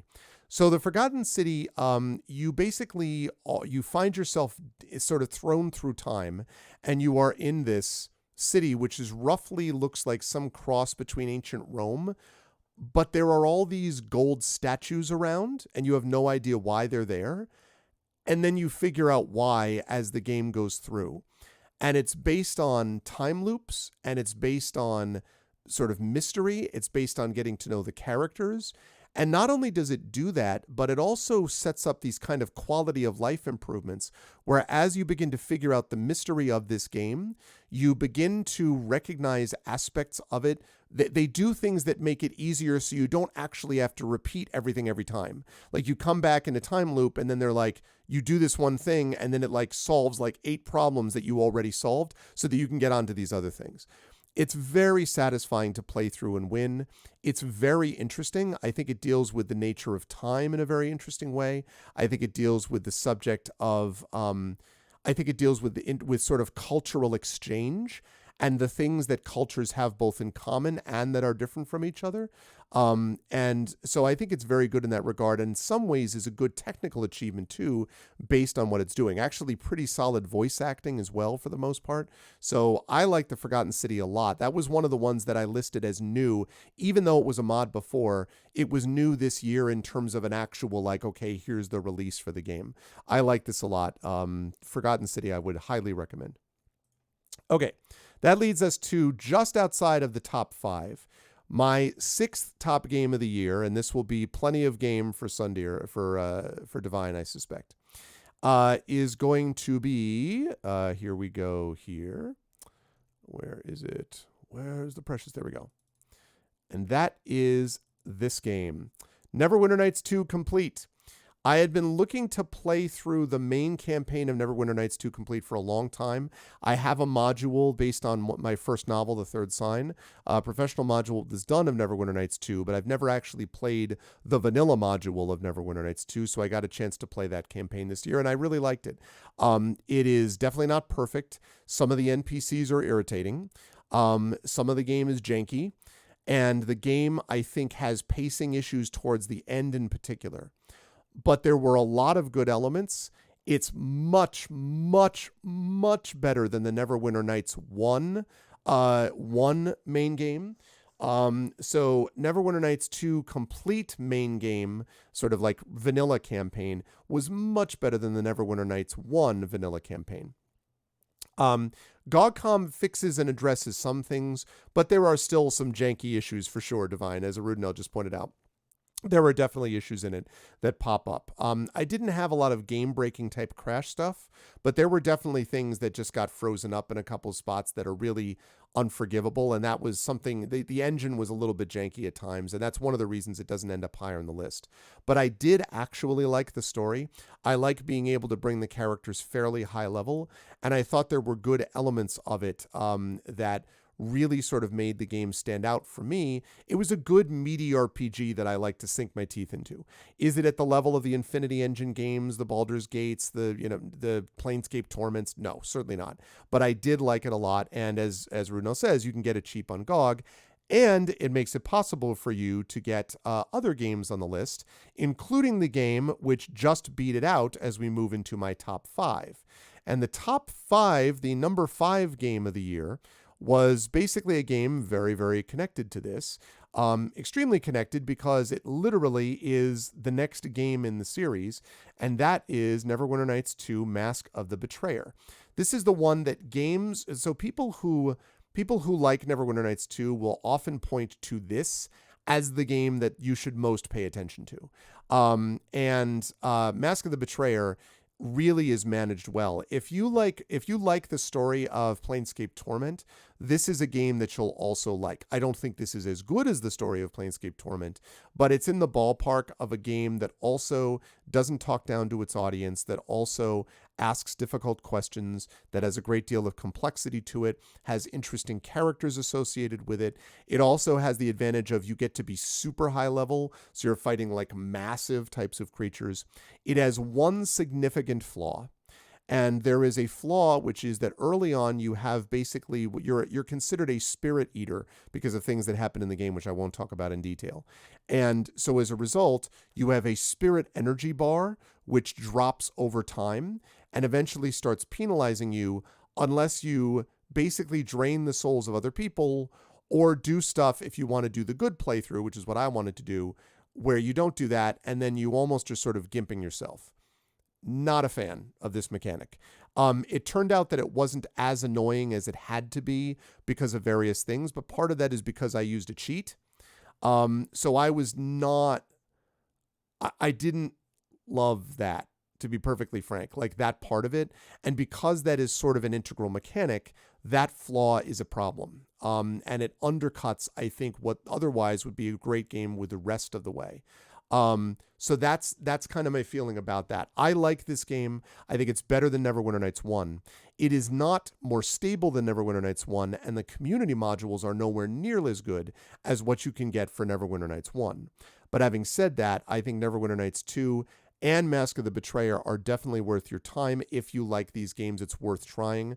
And so I put this on number 5 of my list. Yeah, I hear you. And I could see that, Arudnell. It didn't bother me as much as that because of things you can do to mitigate it. But man, if I was playing this without chat giving me some suggestions about how to mitigate it, it would have pissed me off and I sort of would have been in your ballpark. So I hear you about that. Okay, that brings us to number 4 on the list. This is the game that I have been playing a lot over the last month or so, and that is The Saboteur. This is another game which surprises me, not because what it's doing is so unusual, but because what it's doing is good of its type, and yet I never heard of it. Like, for some reason, The Saboteur just slipped right past my attention when it came out back in like 2009. Or no, sorry, a little later. I think it's like 2011 or 2012.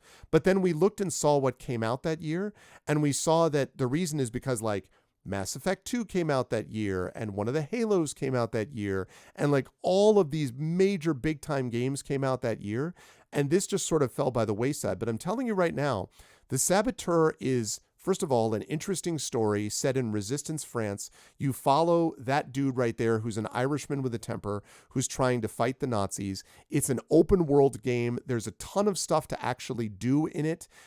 You're punching Nazis, so that's a good thing. You're fighting the Nazis, so that's automatically good.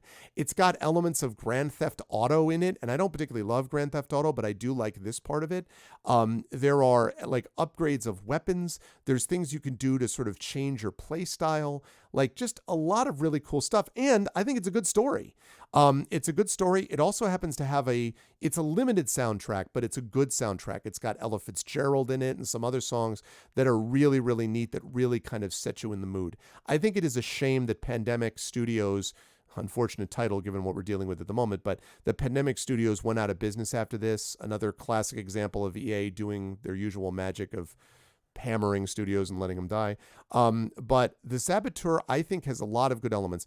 It's got a little bit of jankiness here and there, but for the most part, the Saboteur is a good game. And again, it reminds me of like Assassin's Creed, Uncharted, and Grand Theft Auto, like set in Resistance era France in Paris. Like very, very cool game. I've really been enjoying this a lot, and I am looking forward to playing more of it over time. So that is my number 4 game of the year. Number 3 game of the year. Number 3 for me, number 3 game of the year is a game that I've been playing over on GOG a lot, and I have enjoyed this game so much, despite the sort of potential, despite the fact that the story elements of it are pretty bog standard, and despite the fact that the character models don't look great, everything else about this game I love, and that is this one. I know it's true, Divine. I know it's true. Well, because they get good studios that can still produce good games like Jedi Fallen Order, I guess, is part of it. But Celasta Crown of the Magister, I love this game. I think that the combat on this is so good that it's something where you enjoy combat. Like every time you get into combat, you're like, awesome, I get to do more of this game. And there are also a lot of other good elements to it. I like the magic system. The faction system works pretty well. And I think it's one of those games that I also like because I see so much potential in this game. So much potential. Like the combat is already there. They also do wonderfully with environmental graphics are great. They do really well with that. Armor modeling, weapon modeling is great. It literally is just the character models are shaky, by which they admit themselves. I interviewed one of the guys. They admit the character modeling is shaky. And the story is okay. It's not bad. It's fine. But the character modeling is shaky. And the other issue is the voice acting is meh. Like there are a couple of voice actors who are okay, and then there's some that you're like, so they need to get real voice actors for this next one. But Celeste is great. And I have to say nonstop, I know you and I have talked about this as well. I remember that, Aruna. Oh my God. I've talked about this as well. Pathfinder is a game that I kind of eventually was like, I just don't want to go back to it.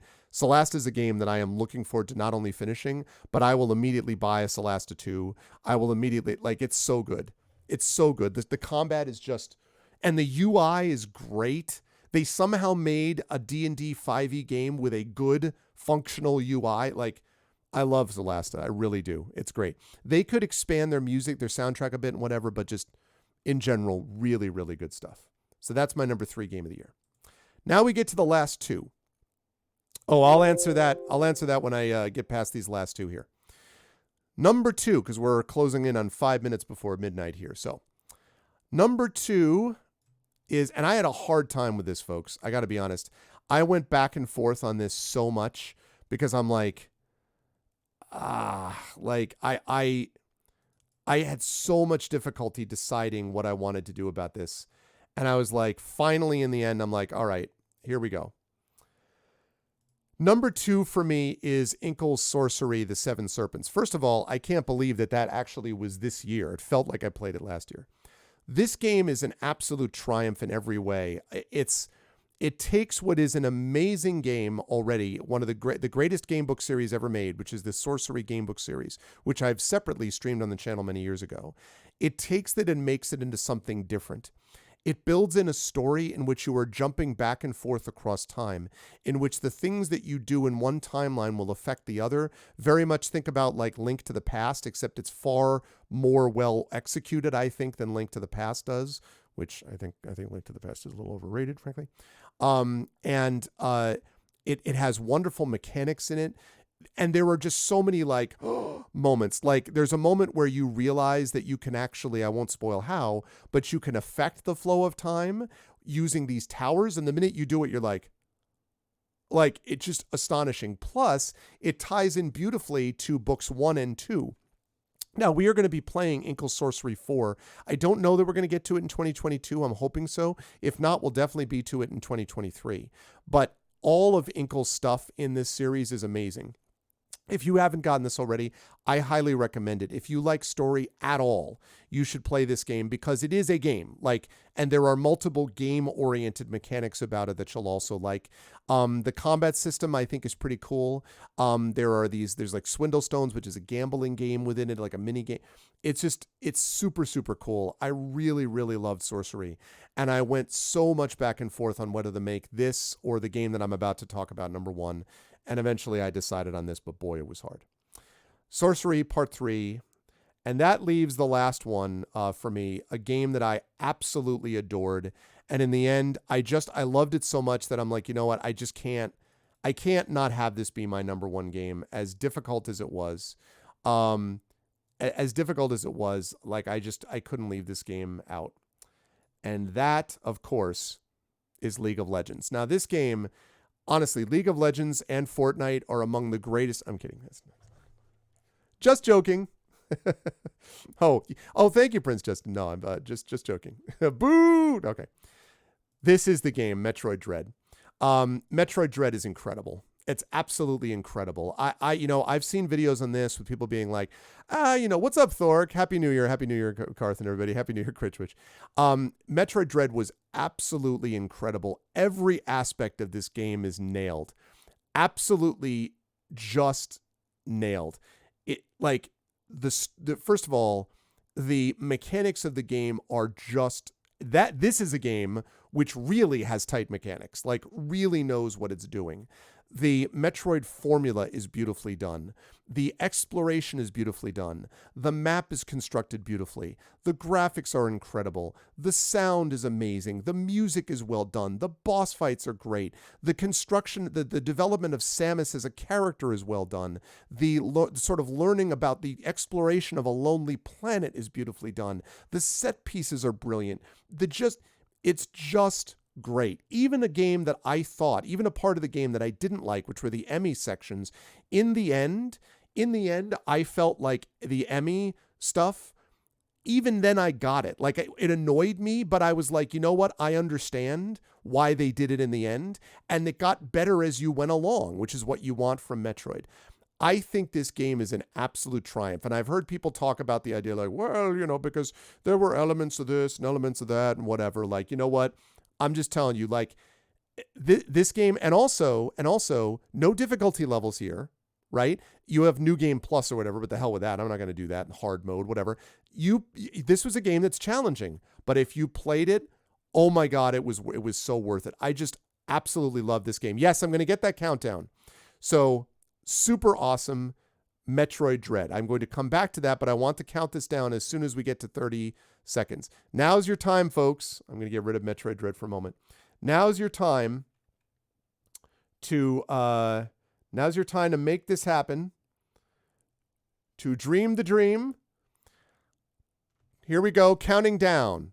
20, 19, 18, 17, 16, 15, 14, 13, 12, 11, 10, 9, 8, 7, 6, 5, 4, 3, 2, 1. Happy New Year! Happy New Year! Yay! Brad Hauser subscribed. Happy New Year! Huzzah!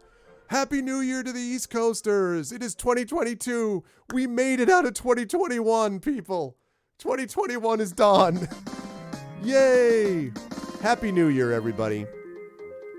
Happy New Year. And for those of you in the central time zones and in the mountain time zones and in the west time zones, you will get there, Thank you for the cheers. Yeah, for those of you in elsewhere, that's fine. But Happy New Year, everybody, for those of you on the East Coast. We're there. We are into 2022. We're still here. Everybody is here. And it's nice to be here with all of you. And we made it. For those of us who are here, people in New Zealand can confirm that it's still there. People who are ahead of us in Europe and elsewhere can confirm. So Happy New Year. Thank you for the resub. Thank you, everybody. Happy New Year. The future, it's all 20s, Thorg. Can confirm. In fact, I want to see something. Hold on a second.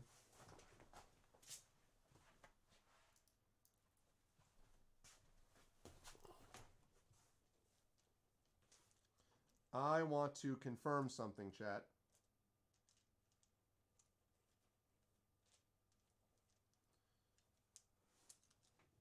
I want to confirm something. Okay. So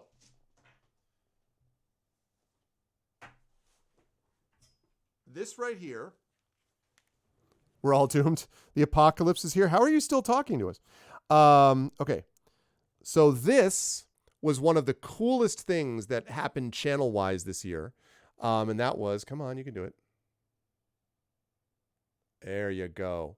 This, as you can see, is the glass. This is a die that was actually made by Light and Passion. Oh, thank you for the gift sub to Trivity Master Critwitch. And welcome back, Critwitch.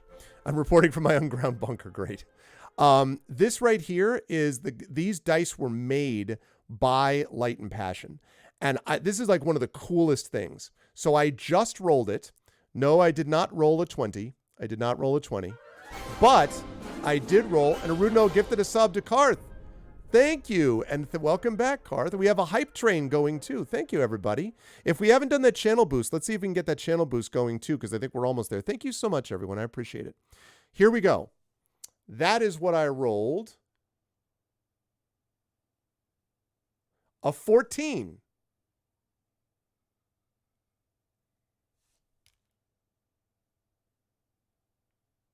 Come on.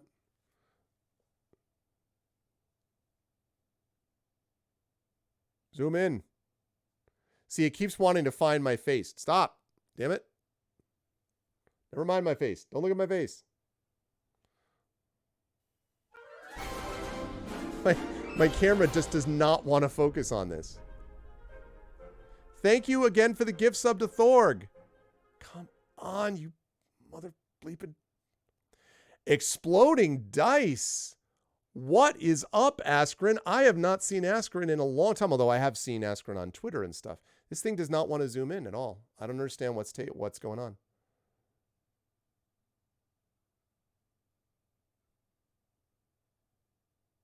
Finally. Boy, it just does not want to do it. Yeah, maybe I just have... There we go.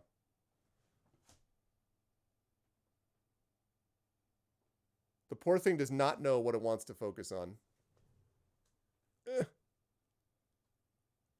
Okay, you can see it. 14, there we go. So that's what I rolled. So that means that that means that we are going to have this year, we are going to have 2022 is going to be a 14 on a 20-sided die. And that's not bad. I mean, like 20 can confirm, right? So I would say, Thorg, the future in 2022 is a 14, which is not bad. 14 is pretty good, actually. 14 is solid. 14 is going to hit you a lot of your enemies, you know.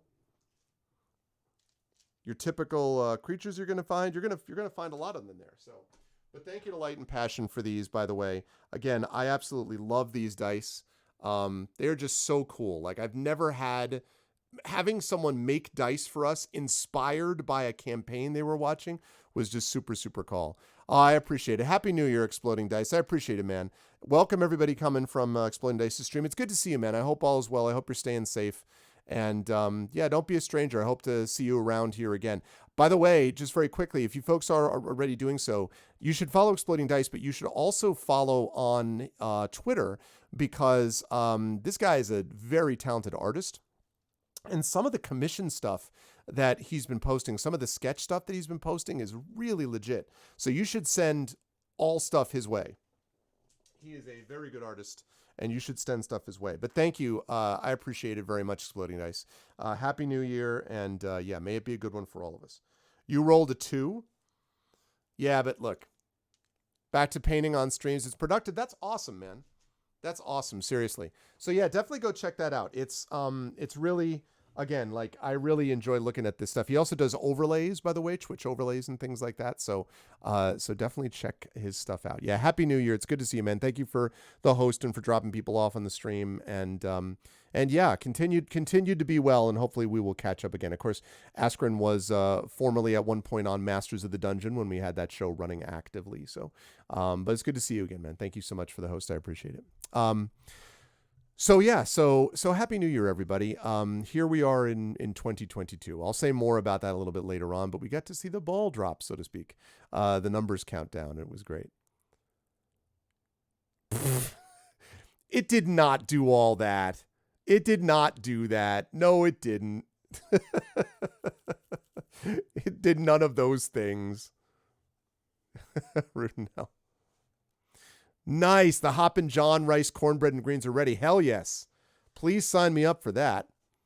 I am excited for all of that. Yes, indeed. It did ricochet. I was gonna say, all right, ricochet. Yes, I'll buy the ricochet. I was just like that doesn't, you know. Okay. So let me just go back to finish up what we did here. So yeah, number one game of the year was Metroid Dread. And in case people are curious, since I started ranking these some years ago, the games that I've had, I didn't rank them in 2017. In 2018, the Bard's Tale 4 was my top game. I kind of regret that a little bit, actually. Battletech was my second, and if I had it to do over, I would have done Battletech, because the last 5-6 hours of Bard's Tale were kind of, ugh. So I didn't. Yay! We got the hype train. Woohoo! So thank you, everybody, for the hype train. I appreciate it. Thank you, everybody, also for stopping by the channel. We are going through my Games of the Year show. I probably am going to stream something after this. Just not a long game, but something. So, yeah, so that was in 2017 or 2018 was Bard's Tale. In 2019, my top game was Jedi Fallen Order. That was an easy one. Deus Ex Human Revolution was also really good, and it beat out Inkle's Sorcery Kare, which was in 3, and Shamantanti Hills, which was 4. So Inkle again coming in hot, as they say. But Jedi Fallen Order was just so good. So that was 2019. 2020, my top game of the year, not surprisingly, was Final Fantasy VII Remake, which honestly, the more I like that game, the more I think about it, even after having played it. Final Fantasy VII Remake was so freaking good. Ugh, just absolute treasure. So Metroid Dread is not, I didn't have quite as like, yes, reaction as I did to Final Fantasy VII Remake, but I loved Metroid Dread. I just really was happy with it. And if it's any indication of what we can expect when they get to Metroid Prime 4, I know it's a different studio, but I'm just saying, like, if that's sort of the level of that stuff, oh God, yeah, Rudenell. That is, I got a couple fireworks in my area too. Yeah, a few of them. But if that's what happens, man, that sounds good, because Metroid Prime is going to be great. So highly recommend this. If you haven't played Metroid Dread, if you like exploration, if you like Metroidvania games, if you like, and even the horror part, which I know Rising Tides is more into the horror part than I am, but even still, the sort of exploration of it, so good. Oh, dude, don't get me wrong. I loved the game. No, I love Metroid Dread. But Final Fantasy VII Remake was on another level for me, because I think it's actually a meditation on, I think that may be the greatest remake of all time, as far as a game is concerned. Like, it is a meditation on remakes. It still is amazing to me in its ambition and its execution. That said, though, this game is great. So I love Metroid Dread. So in the end, that was our top 25, chat. We played 25 games this year. I played 3 of them off stream. Everything else I played on stream. 4 of them were new. The 4 games that were new were New World, Mario Golf Super Rush, The Forgotten City, and Metroid Dread. And the top 25 list was Graveyard Keeper was 25. Shadowrun for SNES was 24. The Longest Journey was 23. Heaven's Vault was 22. World of Goo 21. New World 20. Frostpunk 19. Wildermyth 18. Trials of Fire 17. Mario Golf Super Rush 17. Trials of Fire 17. Mario Golf Super Rush 16. Beyond Skyrim, Bruma 15. Hades was 14. Fights in Tight Places was 13. Wide Ocean Big Jacket was 12. Yeah, I know, right, Renell? Dishonored Death of the Outsider was 11. Rain City was 10. Neocab was 9. There Is No Game Wrong Dimension was 8. The Forgotten City was 7. Neverwinter Nights 2 Complete was 6. Neverwinter Nights 2 Mask of the Betrayer was 5. The Saboteur was 4. Celeste Crown of the Magister was 3. Inkle's Sorcery, The Seven Serpents was 2. Very close, but the winner in the end, and I'm pretty confident about it, even though I went back and forth quite a bit, number 1 was Metroid Dread. So those are my top games, my game list, which I do every year for 2021. And a lot of those were thanks to all of you who made it possible for me to do that. So thank you for all of those who made that possible. Now, now it's time for us to talk a little bit here about the channel, where we're at and where we're looking at. So a couple things happened new with the channel this year. So first of all, we had, of course, our whole host of tabletop games that we played. We ended up playing tons and tons and tons and tons of tabletop between a bunch of D&D 5e stuff. We launched the Eberron campaign for the first time. We continued with our Esper Genesis stuff, our Esper Genesis campaign, and we're going to have more stuff about that coming in January. We have some big stuff coming about that in terms of announcements for the future of Esper Genesis, so you'll want to be here for that. That was really awesome. Adventures in Middle Earth, of course, continued, and that was great. We brought, I think Brad came in for the first time this year, if I'm not mistaken. I believe Brad Bollier was introduced, and that was really cool. So, and we started Erebor Adventures, I believe it was this year, if I'm not mistaken. So, really, really cool stuff from Adventures of Middle Earth. And then we obviously continued with D&D with viewers. We did a bunch of that. And then hosted on the channel, of course, we had a bunch of stuff. Well, let me finish with D&D. Let me do the GOG stuff that I specifically also DM'd. We also, of course, DM'd D&D with GOG. We wrapped up Storm King's Thunder. We did Ghosts of Saltmarsh we started, which is really cool. Incidentally, I now have over on my wall, I have put up, you can see, my my full Greyhawk map. That is my Greyhawk map right there. So it is now up. It looks awesome, by the way.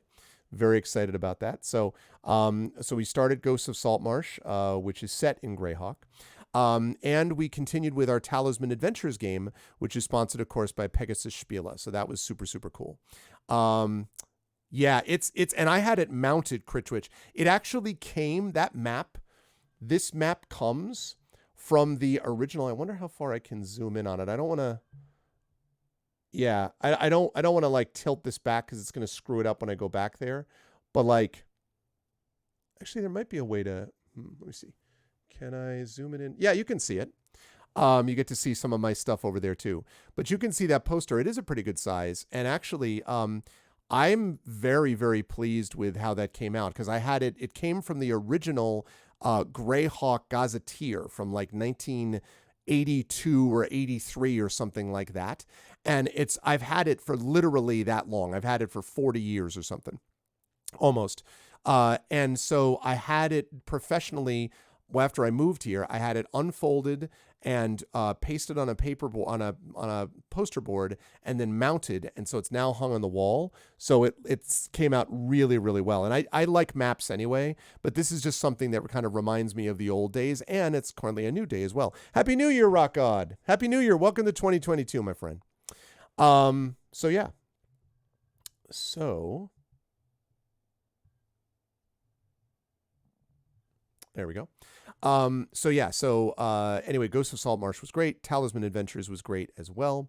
And so that was it. I ended up running 5 campaigns, right? Esper Genesis, Adventures of Middle Earth, Eberron, Ghosts of Saltmarsh, and Talisman Adventures. So yeah, 5 separate campaigns, not counting D&D with viewers, not counting one-shots like the Midwinter's Morning that we started in December. We're going to continue it. I can now say this month, later in January, with Triffid and Prince Justin, who I think are both here, and with Sean Duke from Skiffy and Fanty. So we will have a chance to continue that session with them from our friends at Critical Crafting. I was really happy to play that at Worldcon with them. That was so much fun. So I love it. I mean, it just confirmed for me again this year how much I loved D&D, how much I love role-playing in general, how much I love game mastering and dungeon mastering, and how much I love playing in these games as well. But really, I love DMing and GMing so much, and I was such a pleasure to be able to do it with all of you lovely people, so that was great. Now, that doesn't count, of course, hosted games on this channel, which I am honored to do. We had, of course, the amazing Shadow Crew with Echo Alpha X5, with Triffity Mats, with Rock God, who just happens to have shown up right now, and with Hoodie, with Shadowed Mage as your DM, playing Dragon of Ice Spire Peak. I can't wait to see that thing getting relaunched again. Really, really have been enjoying that campaign, and I'm hoping I'll be able to convince that crew to maybe continue with something else, maybe. after they finish Dragon. We'll see. But I really have enjoyed watching them play, and they have they have a loyal following of people that love tuning in to watch that particular campaign. So I think that's really cool. I really enjoyed that quite a bit. And I was also lucky enough, of course, to host the Rising Tides on my channel with not one but two separate campaigns, both with Blades in the Dark, Case of the Cindered Seal, which wrapped up just within the last couple of weeks. And they did a wonderful job of that campaign. And we're going to get more from them with Girl by Moonlight. That, of course, was a joint affair with the Speculate podcast, which Brandon and Mike and I, Turbo Tango, all co-host. And that was great to see Brandon working on this. I loved watching the Case of the Cindered Seal stuff. So much good storytelling there. It was just great. And I cannot wait to see more of that being developed as we go forward. You really got to see Brandon's chops as a GM as well. So that was great. The other Speculate game, which I played in, although I did not DM it or GM it, was GM by Turbo Tango. And that was, of course, Rebel Crown. And man, did I have a good time with that. Like, I really loved playing Venner Crace. I'm sort of slightly sad that we're not playing, that it came to an end. I like really, really enjoyed that game so much. Again, wonderful storytelling by Mike in that campaign as well. I got to play with my good friend Brandon here in that campaign, of course, along with Alex Axe and Dong Won Song, and I just really enjoyed that. So I cannot wait to get back into stuff like that down the line. So Speculate had some really great stuff that we were able to do, and playing that was a part of it. So I'm excited about it. Yeah, I know. I want to see the end state of all this. It's going to be great. So there was that. So we had two Speculate things. And of those, Brandon was doing one of them on Brandon O'Brien Sundays. But the other thing that we had, of course, here was we also had the Sound Clash, the Clampdown game, which Brandon GM'd over the course of the year. And that continued to be a joy to do. I loved the aspect of the world as it was developed. I love the characters. I love the cast that was assembled for that. And of course, we now have a new player from the Strange Friends, replacing Nathan Blades, who was just super, super busy and had to move. Time zones are a thing and had to move off of it. But we had Iori Kusano, for whom time zones are also a thing, but apparently Brandon was able to convince, using his charming personality, was able to convince to do it. And Iori, of course, is a great player, so is going to fit in just perfectly with that crew. So Sound Clash the Clampdown, which of course is not only Brandon's game to GM, it's also the game that he designed, and it's really, really fun to see that going forward. So great stuff. And it was one of the sort of great joys for me this year was watching the sort of growth of those things, looking at my channel as a place where I can see great games like Dragon of Ice Spire Peak, great games like Sound Clash the Clampdown, great games like Rebel Crown, great games like Blades in the Dark, really being played on this channel more actively. I love that. I'm going to try to expand that even further this coming year. I would eventually like to get to the point where we are up more than we're down, like most nights, that is to say. I'd like to get to the point where 5 nights to 6 nights a week, we actually have content of some kind. And that has to be done not with me as the person doing it. It has to be done using this platform, because I'm tapped out in terms of how much I'm able to do. But adding other people like we've had with this hosting, that's really cool. It also is another thing that was sort of an increased focus this year on the channel. And that has to do with issues of supporting charity. We had, as you folks know, our most successful ArvCon ever this year, as we raised $7,000 to benefit the Damon Runyon Cancer Research Foundation. That was a joint effort, as it is every year. This is an event that I obviously arrange, but it takes all of the work of the incredible work of the mods to run giveaways and to manage things all the time. It takes all the work of the players. It takes the work of the organization. We got a major assist this year from Damon Runyon, both in terms of promotion and also putting us in touch with scientists. It was the coolest freaking thing. I know, Rudnell. I'm working on building that up over time.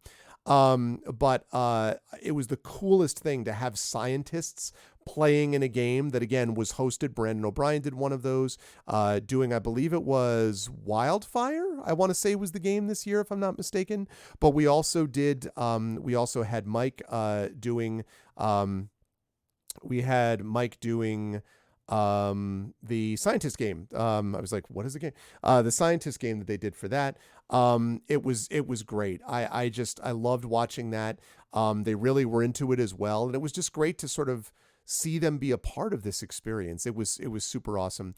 And so ArvCon was an overwhelming success. It really sets the foundation for what I think is going to be a great thing later on.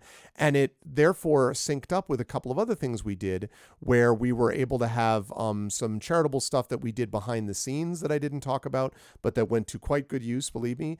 And also we were able to do some stuff with Bag of Giving, which is a new thing that we introduced this year, which is the brainchild of the other Brandon Crilly, and with Brandon Crilly and with Mike Underwood, who put together this thing to benefit various causes, lots of good charitable causes. And already we've had a couple of games so far, but man, already the couple of games that we've had have been great, and we are looking forward to more of them going forward.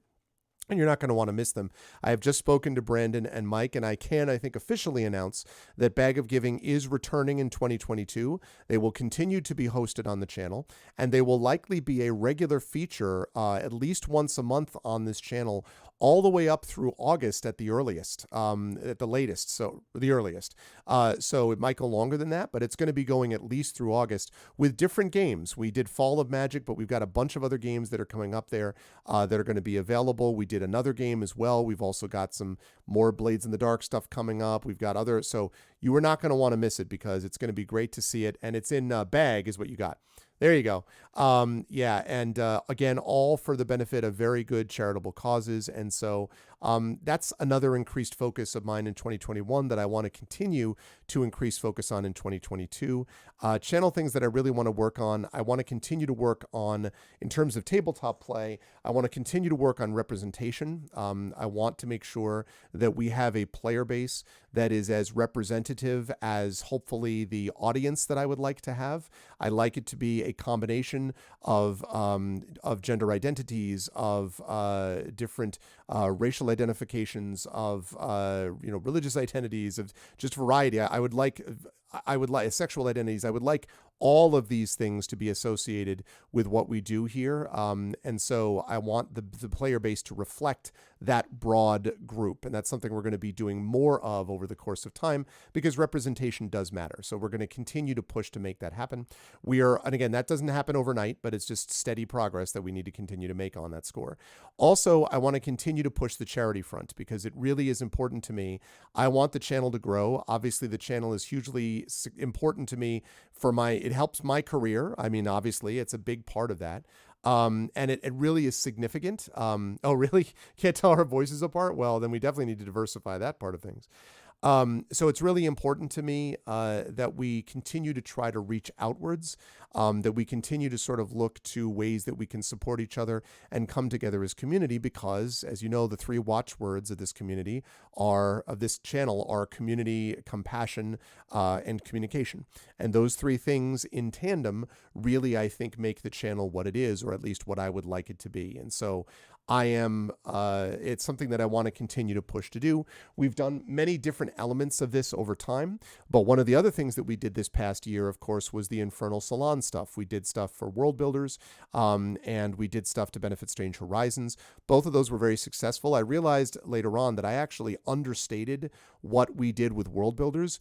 According to the person who was actually running the World Builders charity, so he ought to know, while we were doing this event, World Builders shot up by over 5,000 and crossed over the threshold, by the way, at which they started getting matching funds, which was at like 500,000 or something like that.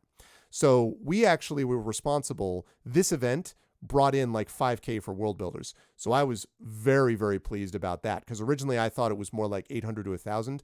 That is just the people who reported directly to this channel, but there were a lot of other stuff going on behind the scenes. So that was a big deal. And I was very excited about that. And again, that's not coming from me. That's coming from the person who actually runs the thing, who was part of that Strange Infernal Salon. So again, I want to thank CSE Cooney and Carlos Hernandez for making that possible. And it was great to support Strange Horizons, to support World Builders, to support, again, obviously our main charity that we do every year, Damon Runyon Cancer Research Foundation, and other stuff behind the scenes. That is what I want this channel to do. So I want the channel to grow. That obviously does help me individually, but I also want the channel to grow most of all because I want this community to continue to grow because of all of you lovely folks. Happy New Year, Lone Wolf. And this is the thing that I want to say that I think is maybe most important. So I want to do more tabletop stuff. I want to continue to grow the channel. I want to try to do, if I can, a couple more live events. Hopefully the pandemic will make that a possibility as if things continue to improve because of vaccinations and all that kind of good stuff. I would hope so. What have we got here? We got an update. Oh, check that out. Best cornbread I ever made. Oh, that's a like. Got a like right there. That's awesome. Okay. Mel Brooks was trending on Twitter. I'm like, what? But he's fine. Okay. Good God.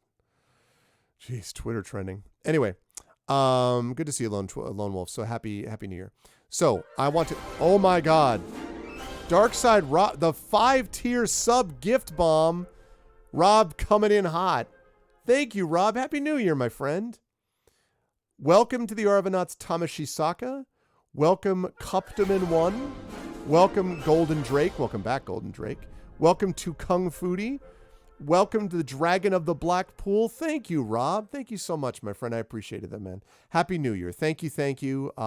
May it be a good year for all of us. Stay safe, man. New York is something else these days, as you know, but it's good to see you. Happy New Year. Here's to 2022. It's good to see you, man. Happy New Year.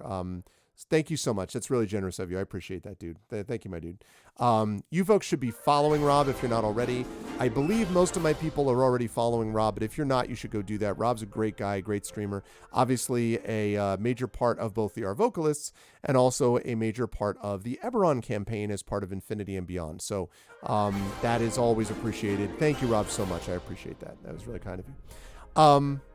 So what I want going forward for this channel is, again, increasing charity output, increasing hosting options. I want to do more content of the tabletop variety. I will tell you that those of you who are video game fans, the video games are not going away. I will continue to be playing the Patreon Field Chat Show's Game of the Month. I'm going to continue to be doing the video games on a regular basis that I play, games like The Saboteur. I have many other games that are on my list that I want to get to after The Saboteur. I have coming up next. What is my next game that I have? I have Golden Sun is going to be all for Shadow Mage. Golden Sun is up next. I'm going to play some Frostpunk. Axiom Verge 2 I want to play. Final Fantasy Tactics I'm going to come back to. I've never played that on stream. Maybe my favorite game of all time. God of War 2018. Fable, The Lost Chapters. I want to get into Sorcery 4. So I got a lot of video games that are still on this list.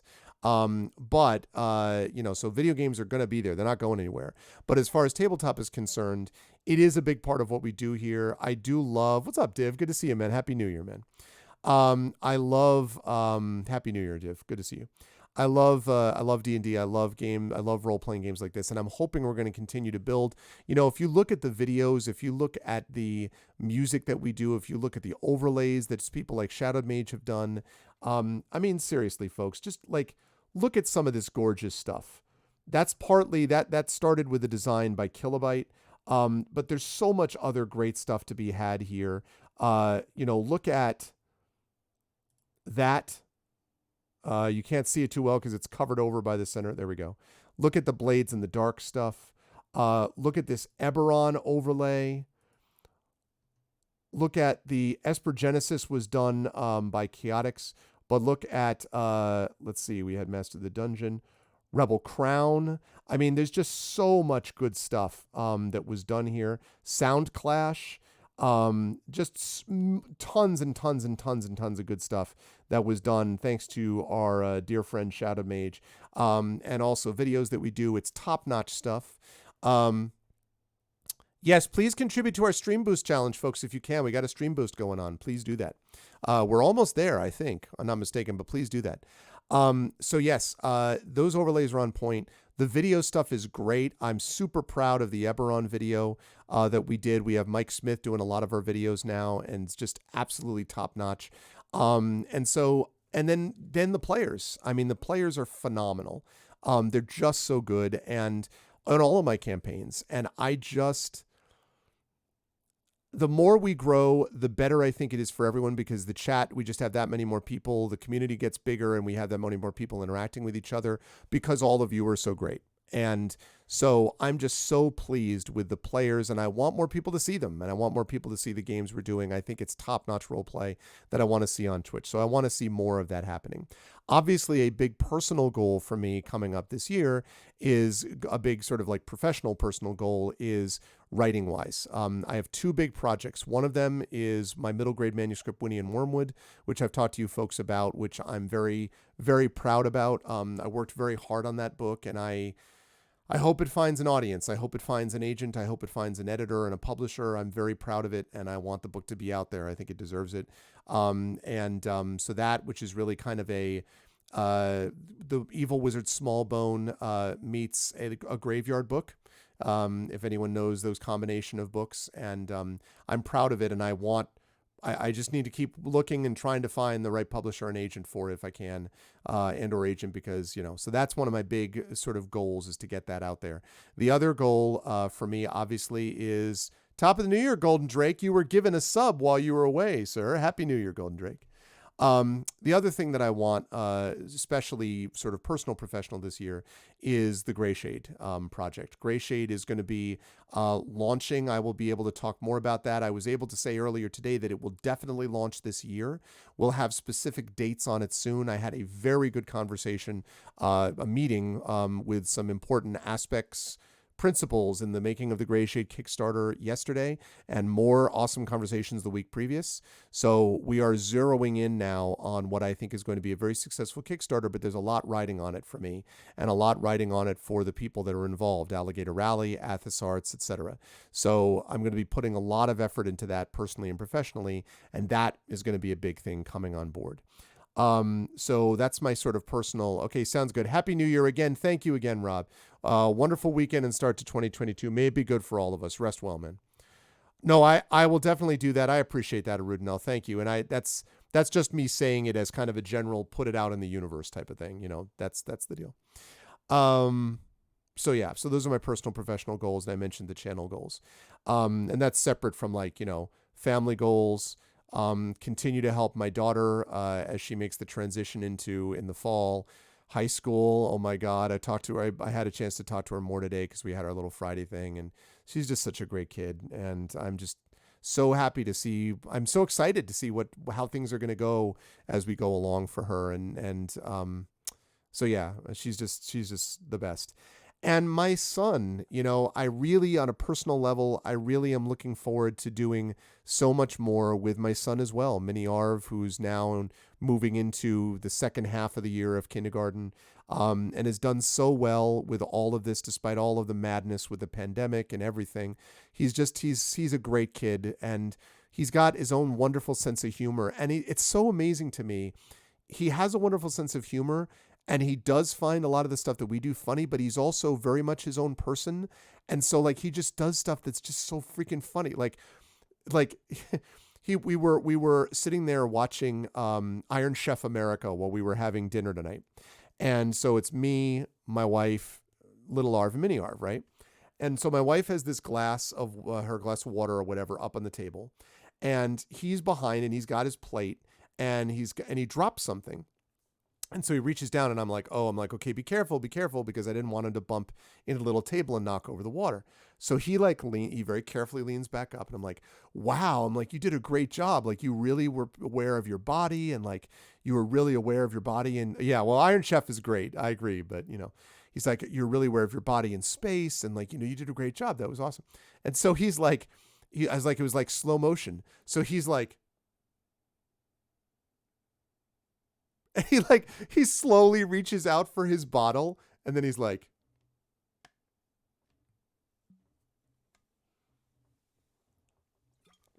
I was dying. It was so funny. And I was just like, so we were all cracking up, and I'm like, Kaylin, you are so funny. Do you know you're funny? And he's like, it's just the best. So he is so funny. And man, I'll tell you what, this is one of the things we talked about with Betty White. Humor is such a critically important skill when you are dealing with dark times.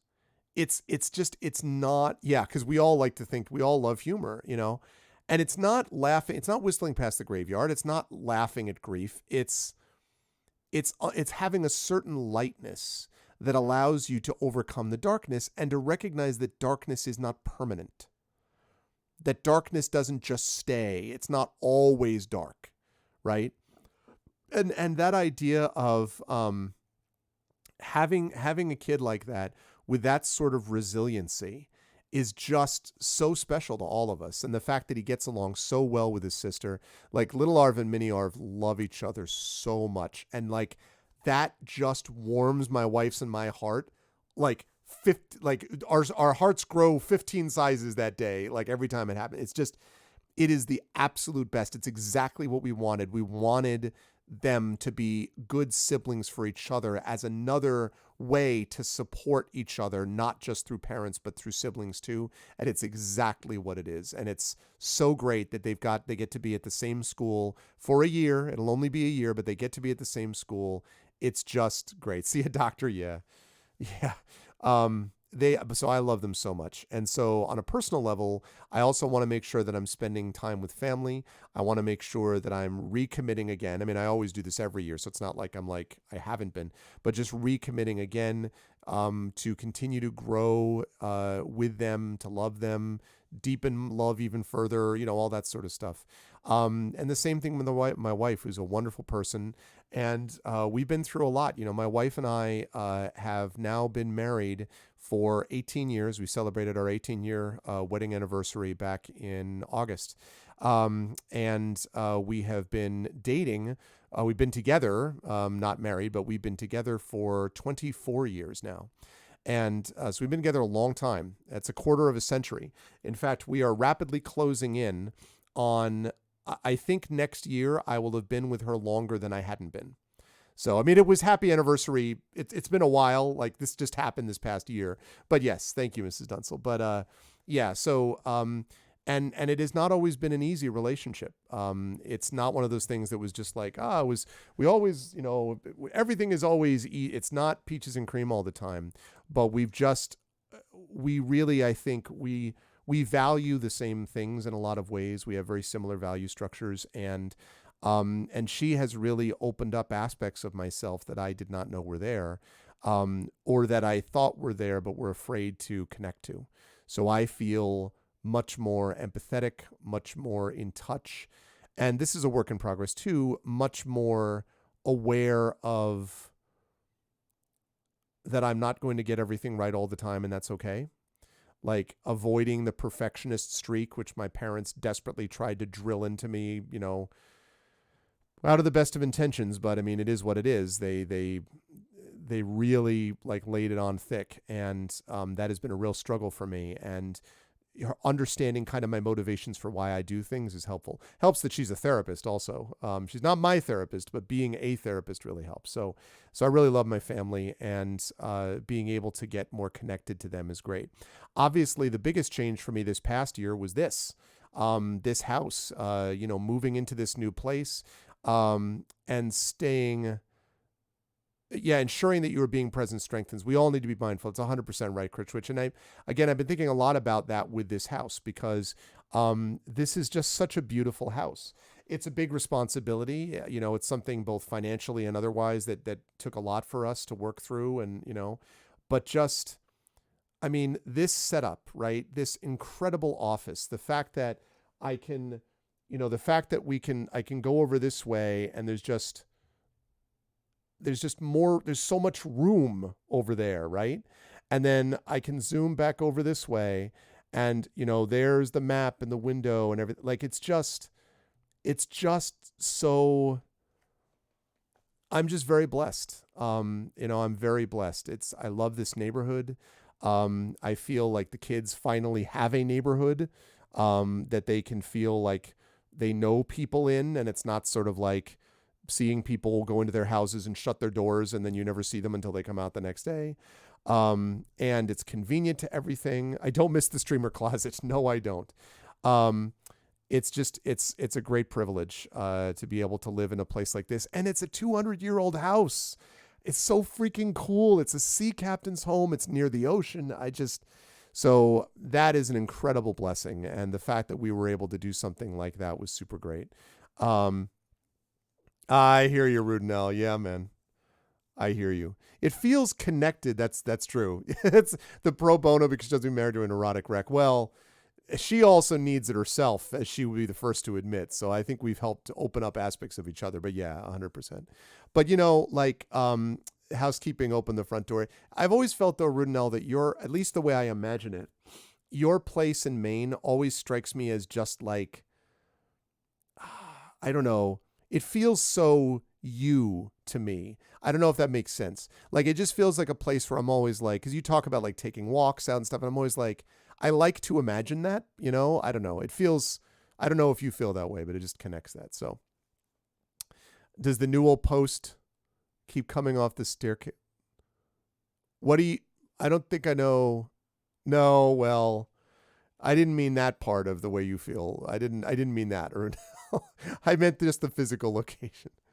Trivia, what do you mean? I'm sorry. I'm trying to remember what you mean. It has also been like freaking forever since I saw It's a Wonderful Life, I have to admit. And we've also made a lot of adjustments to the house and some tweaks and things that needed to be done, like getting a mini split so that I'm not having to put in a 50 billion BTU air conditioner that like costs $6 million a second to run and everything.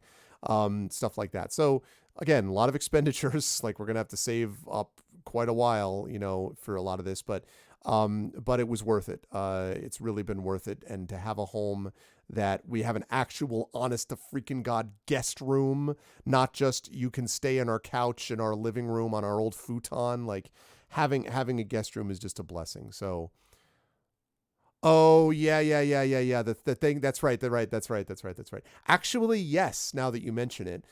Now, yes, because I put in a new railing. I don't know if you remember, originally the railing that I had was this sort of crappy, like, God knows how old it was, but that's been taken down and replaced with a much better, strong, sturdy railing that I can actually hold on to and I'm not going to fall.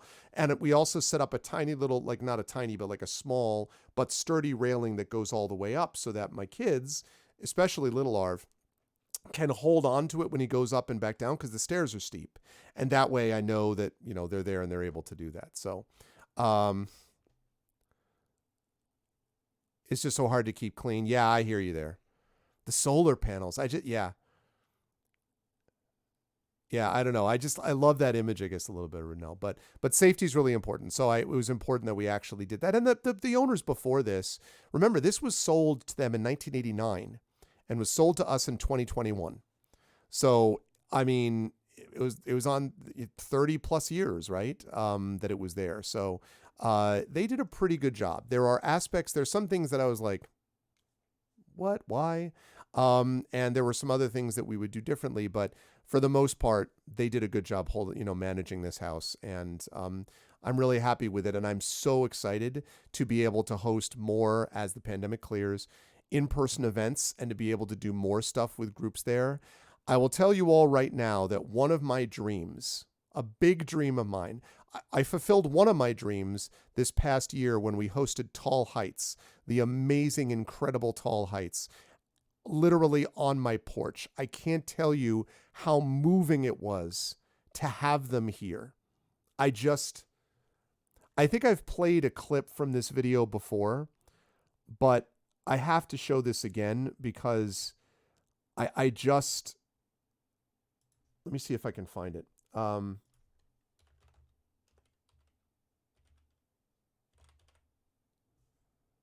Yeah, I do have it.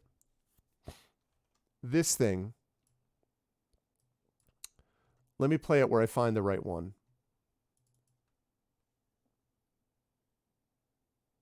It's not that.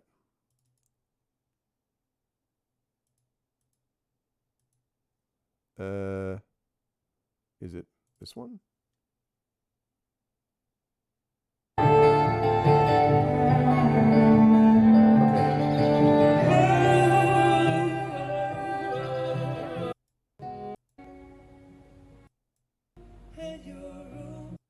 There we go. Okay, I'm going to play this because I want to play just this part of it because, oh my God, is it gorgeous. And it was on my house, so I can do that. Oh wait, can't do that. No, never mind. You didn't see any of that. going to put this in studio mode just in case. All right, let's do it up this way.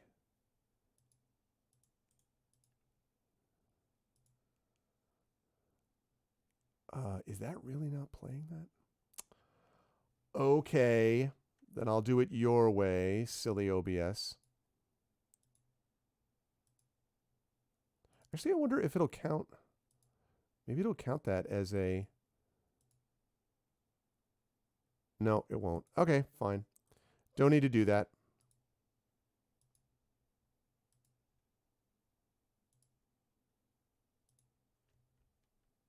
There we go. All right, let me just zoom this in.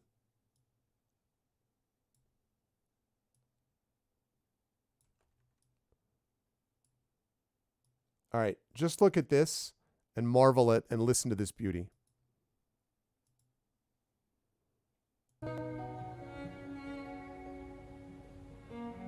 Oh, wait, hope they were.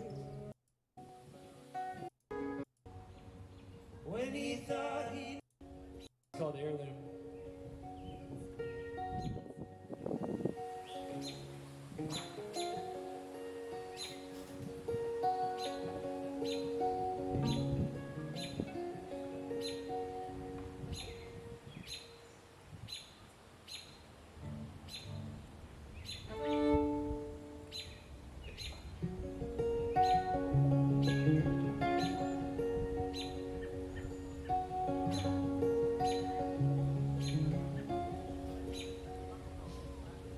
She buried me in powder in the rain. She buried me in sapphire wicked pain. After she carried me away to a place I had ashamed. After she put out my lit cigarette on her boots. A woman makes a boy out of a man. When he thought he knew just how he'd play his head. Who's barking orders at the rook? Make him pay for time he took. After she backstabbed every king, that's what she do. And you had your room painted blue. And you showed me how the crow flies from your heart. And I don't mind, I'll do what I'll do, but I won't cry when I leave this town. She buried me in progress on the range. She pulls out from the hip as she aimed. After she heard my complaint about a place where I felt safe and how it changed with the energy I knew. This world has made a boy out of a man. Oh, I thought I knew, but I don't understand. Who breaks the ranks to which I took? Makes the rules I overlook. Just when I thought I knew, I thought of something true. And you had your room painted blue. And you showed me how the crow flies from your heart. And I don't mind, I'll do what I'll do, but I won't cry when I leave this town.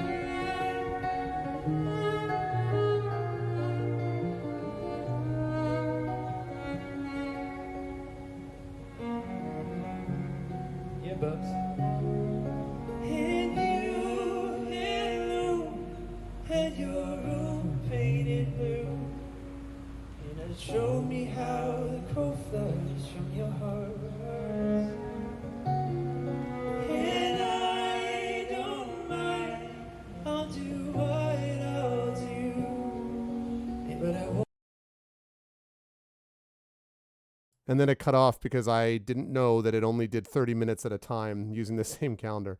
But I mean, first of all, always a pleasure, Rising Tides. Thank you as always for everything you did this year in 2021. So excited for 2022 for us. And so I just wanted to quickly say, Rising Tides, thank you. And let me just double quick check here quickly. What does this say?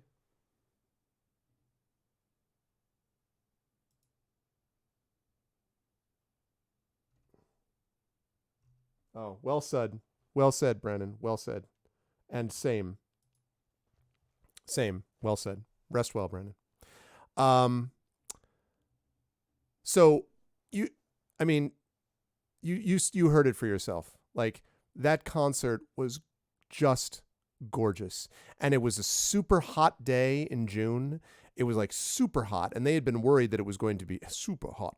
They were worried it was going to be too hot, actually. And but they went, and it turned out to be fine because we were on the side of the house where it was cooler and it was shaded, and we had a good turnout. There were like 45, 50 people that came out to listen, and it was just spectacular. And the fact that they came to my house to do this was just super special. And they said it was actually the best one of the ones that they had done so far was that concert. The setting, the conditions for it were just great. So I was like so moved. And I thought a lot about my parents as I was watching that, because I thought how special it would have been for them. My mom, I think in particular, to my dad because of the house, my mom because of that music, to see that and be a part of that. Like, just so it was a very powerful year in terms of the moving to this new place. And it was obviously a big change. It was changing states, it was changing locations. We had owned our last place for a decade.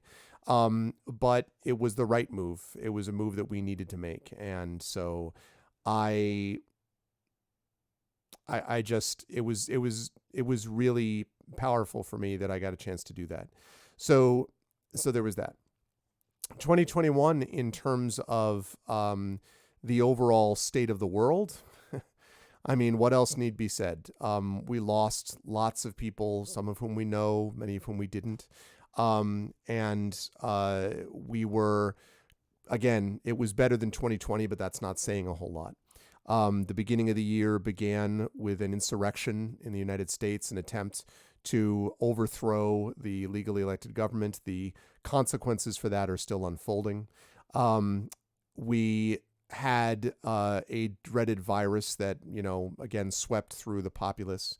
We also had sanity restored in our government. We had a government that actually gave a damn again. Not that they don't make mistakes, they do. But it's a big difference between making mistakes but giving a damn and making mistakes and actively trying to kill you, which is what the government before that was doing. And rolled out this vaccine, which is well nigh miraculous. And what we saw from scientists, from doctors, from nurses, to healthcare workers, to pharmacists, JLC works in a pharmacy, one of our regulars here. What we saw was just heroism on an everyday level. We saw heroism on an everyday level also from people that were doing what they could to be activist, but not just in a performative way, but activist in a way that actually mattered. And the example that I will give is the example of Stacey Abrams in Georgia. Somehow, despite all voter suppression, despite all of the odds against her, registering enough people so that not one but two Democrats got elected into the Senate from Georgia in the same month. So, yeah, oh yeah, but the fact that it was an incompetent insurrection doesn't make it not an insurrection, Rockod, Thank God it wasn't competent. The hope is that we don't get competent people doing it the next time. But yeah, I agree with you on that. But yes, so that is an example of a hero who really did the work, an activist who really did the work and made a profound difference. And, the things that were done after that, including things relating to infrastructure and other stuff, are a big deal. Now, there's way more to be done. There's much work to be done, and people can have their quibbles and qualms with the current administration in the United States and worldwide. But there were definitely advances within the United States. Internationally, I think we also saw some bad news and some good news. On the bad side, vaccine inequity continues to exist. It is ridiculous that we are now up to 4 shots being administered in certain countries. Israel, the UK is thinking about it, the United States, others. While in many countries in Africa, there are 3, 4%, 5% of the population that's been vaccinated. That is criminal. And it's criminal largely because we don't have a sense of true vaccine distribution. There is a new vaccine that's just been released, which is going to be much easier, which is being released essentially not for profit, which can be scaled. I think it's from the University of Texas. Some of you might have heard about this in the last week. But we need to do much more in that arena. That said, though, before everyone goes down the cynical, well, everyone is garbage, we had people that on a shoestring, relatively speaking, developed a vaccine that is effective against COVID, including Omicron, and which is designed expressly with the purpose of getting it to those countries that have not been able to afford it while they've been waiting a line behind multiple shots from the rich countries and who are going to get this. So that's really important. It's important to recognize that as much as we have people that did bad stuff, we had a lot of people that did good stuff as well. And, so that's important to keep in mind. Closer to home in terms of genre, just looking in the genre field, in the field that I write in, Triffitt and Prince Justin will know this, Rising Tides and Turbo Tango as well, although they've gone to bed now. But we also were in a world where we had a great deal of harassment, of dogpiling on people, especially on Twitter. I think we got to see officially what social media is at its worst. If you're not off Facebook already, may I recommend you get there as soon as possible, as I have been able to do now finally. Twitter, I'm still on, and I still think it's maybe salvageable, but it's got major issues. I don't know if it is. But in any case, this dogpiling was made worse, obviously, in the genre, and that was very bad to see. It happened with several people. I won't go through all the details now. On the other hand, you had things like Faya winning a Hugo Award. You had multiple good people being nominated for and winning awards and reaching out to others and making it possible for others to attend and become a part of these things. You had active advocacy for issues relating to, for example, disability. You had multiple failures on that front. You need to look no further than the most recent Worldcon in terms of disability fails.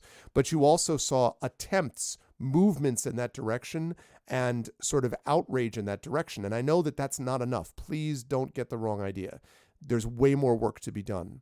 But again, you have to set the ideal at a certain level, of which you will always fall short.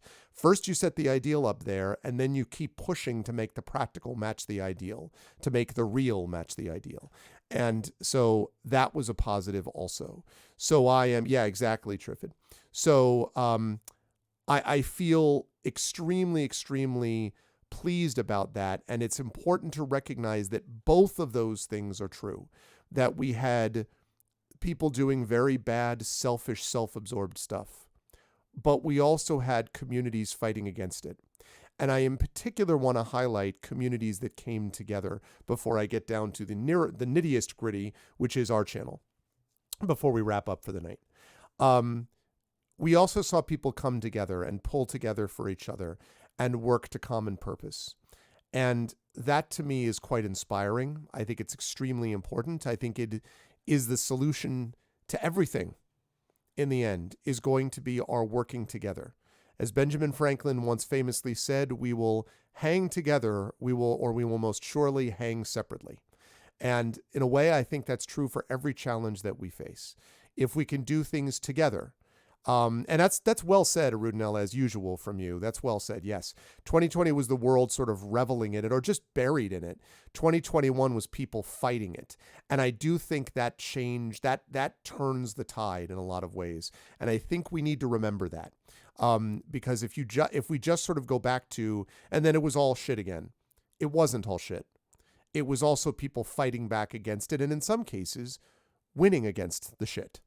And that, I think, is really important. It is so important that we not give in to the easy cynicism, which is sort of almost becomes a sort of lazy kind of knee-jerk thing of, well, I know, again, I always use the same example. Benjamin, the donkey from Animal Farm, George Orwell's least favorite character in terms of like, I mean, he loved the character, but I mean like characters that he personally disliked. The one he disliked the most were the intelligentsia, the academics who knew better.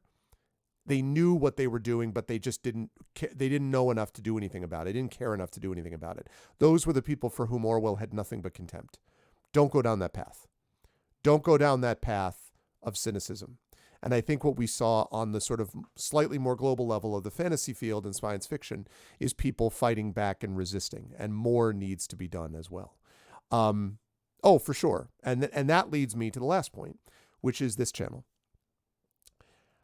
On a basic level, I want to thank as groups of people for their work in 2021, their tireless work in 2021. All of the participants, the people who came into special events like the Infernal Salons, like the Bag of Givings, all of the people, both players, GMs, coordinators, all of those folks who really made a difference. Thank you. I want to thank all of the players in my campaigns, and I have many of them, all of the players in all the campaigns, and all of the GMs, Shadowed Mage and Brandon and Mike, and all of the people associated with all of these things because of what great work you folks do, and what an honor it is to be able to play with you and game with you. I want to thank the moderators. The mods, Arudnell, Dragonspear, Rock God, Shadowed Mage, Triffity Mats, Hillness, who's not here now, but is always a big part of this. All the people, Dragonspear, I said Dragonspear, all of those people, you folks are the best. I keep saying you're the best, and I mean it. The moderators, I can't afford to pay. I want to get to the point where I can eventually reward them for the tireless work that they do. But on a daily basis, literally, every time I'm here, they are here with me, with the other people, enjoying being a part of the community and spreading the word of goodwill that we try to communicate here by setting a standard. And the standard that we set here is one of compassion and care and safety. And that is something which is also important, which is people who come in and they're like, oh, I'm just joking around, bro, when I say this slur or that thing. You can joke around on someone else's dime, my dude. Get out. And those are the mods support that because we want this to be a community. And one of the things that I felt was so nice, one of the nicest things I heard all year was when Yoi Gawain Lin, who plays, of course, in the Case of the Cindered Seal and will be back with Girl by Moonlight happening in January, said that he felt safe, incredibly safe in this environment, that he felt that this was a safe space. That made me feel so good because that's what we want to provide. It's a space of safety. And safety doesn't mean, by the way, caution. That's not the same thing. We want to push the envelope of topics we can consider and issues to address. But that doesn't mean that we do it while hurting people. We don't hurt here. We heal. And it was so special to me to hear Yoi say that. And that is not me GMing, right? That's Brandon who sets that space. That's Yuri Casano and Valerie Valdez and Mike who set that space, but it's also the moderators who help set that space, and one other group, which I'm going to come to last of all, that helps set that space as well. So for the moderators, you are just the best. And I have so much love for the moderators. It makes me tear up. I am honored to have you as my moderators. Thank you. And whenever I do add a moderator, and I do it slowly, but when I add a moderator, it's because every time I add one, I'm really trying to make sure I get ones who will fit this description. And every one of them has been that way. They've all been like that. And it's been so special to me to see that. Last of all, of course, I want to thank the players of Fortnite. I think we can agree that the Fortnite players are among the best people. No, I'm kidding. No. The people that I in particular want to thank, obviously, are the viewers. I want to thank all of you. The Arvanauts are very special to me. Because this is something, and it was Jedi Burner's idea. It was his idea back in the day, and he was like, "We should call ourselves something like that, like the Arvanauts." And oh yeah. I thought that you might have felt that way, Arunel. Same. I thought of you a little bit with that. Yes. You know, building a community of people that care for each other is part of establishing a standard that you try to live up to yourself. Clearly, we're not perfect. We will stumble, we will fall, but we try to do the best we can. But creating a standard that people can live with and that people can feel connected to, and then watching people fulfill and grow and build that standard is incredibly moving. This is a community that is not only deeply supportive of what I do, for which I am incredibly grateful, financially supportive of me, supportive of my projects, supportive of me in terms of my own personal writing and the games I play and the stuff I do, but also in terms of the community I'm trying to build. I didn't have a safe space like this when I was growing up either. I didn't have a place where I could fully be myself. And I started out as a very kind of happy-go-lucky kid, and then bullies came down on me like a ton of bricks right around the age of 9 or 10 or 11, and I changed. And I got a big filter in front of me, a big shield, a big hard iron shell, because God forbid because I was getting hurt, physically hurt, daily. And that's hard to live through. It's a whole PTSD thing, and that's not just sort of it's not a throwaway term. It's actual trauma. And that's what I went through for years. And I didn't have a place like this. I had certain friends that helped. I had family that tried. And I had certain things like books and games that I could sort of escape into. But having a community that people can feel, even a virtual one, that people feel like they can become a part of this mix, a part of this story that we've built here together, that we're writing together, is super special to me. And it's something which explains why I want the channel to continue to grow. Not because I want to lose what we have, but because I want that to grow to an even larger circle. I believe that the largest circle of community, the world that we live in, is built on multiple circles of smaller communities that ripple outwards. And what we do here is things that you can do both in your communities at home, where you physically live, with your own families, with your friends, with your larger towns, villages, cities, etc., but also are things that you can bring to larger places where you can organize to give this a feeling that more people can have on a state, on a national level as well. Happy New Year, Shadow Mage. And so that experience, oh yeah, Crossroads is a great character, of course, and what you're saying, specific identification there, I totally get, for sure, Rudnell. So I just I feel so moved and so happy to be able to stream for you folks and to be able to provide you folks, and to know that when I log on, we're going to have sometimes 20, sometimes 30, sometimes 50, 60, sometimes when we have big events going on, a couple hundred sometimes at a time, of people that will come in and be part of that same loving and caring community together. And that is so special that I want it to grow. And we can grow it if we do it in this way. I am cautious by nature. And that's why I've tried to do this on a slow build. But I really, this year in 2022, want, from a channel point of view, to build us so that we get to the point. This channel deserves to be partnered, not because of me. It deserves to be partnered because of you. It deserves to be partnered because of the people here. It deserves to be partnered because of what we are trying to do for each other and for the communities of which we are all a part, these Venn diagrams. And I would like that to happen. But even if we don't get partnered, I want this channel to grow and be a place where people can go for entertainment, for games, for stories, and for safety and comfort. And that is something that I want for this channel. And you folks are going to be the ones that make that possible just by virtue of who you are. So from the bottom of my heart, thank you. I love all of you, sincerely. And that's the last thing I wanted to say. I mentioned this dream that I have. I want ArvCon someday to be an in-person event. I want to be able to host it at my house.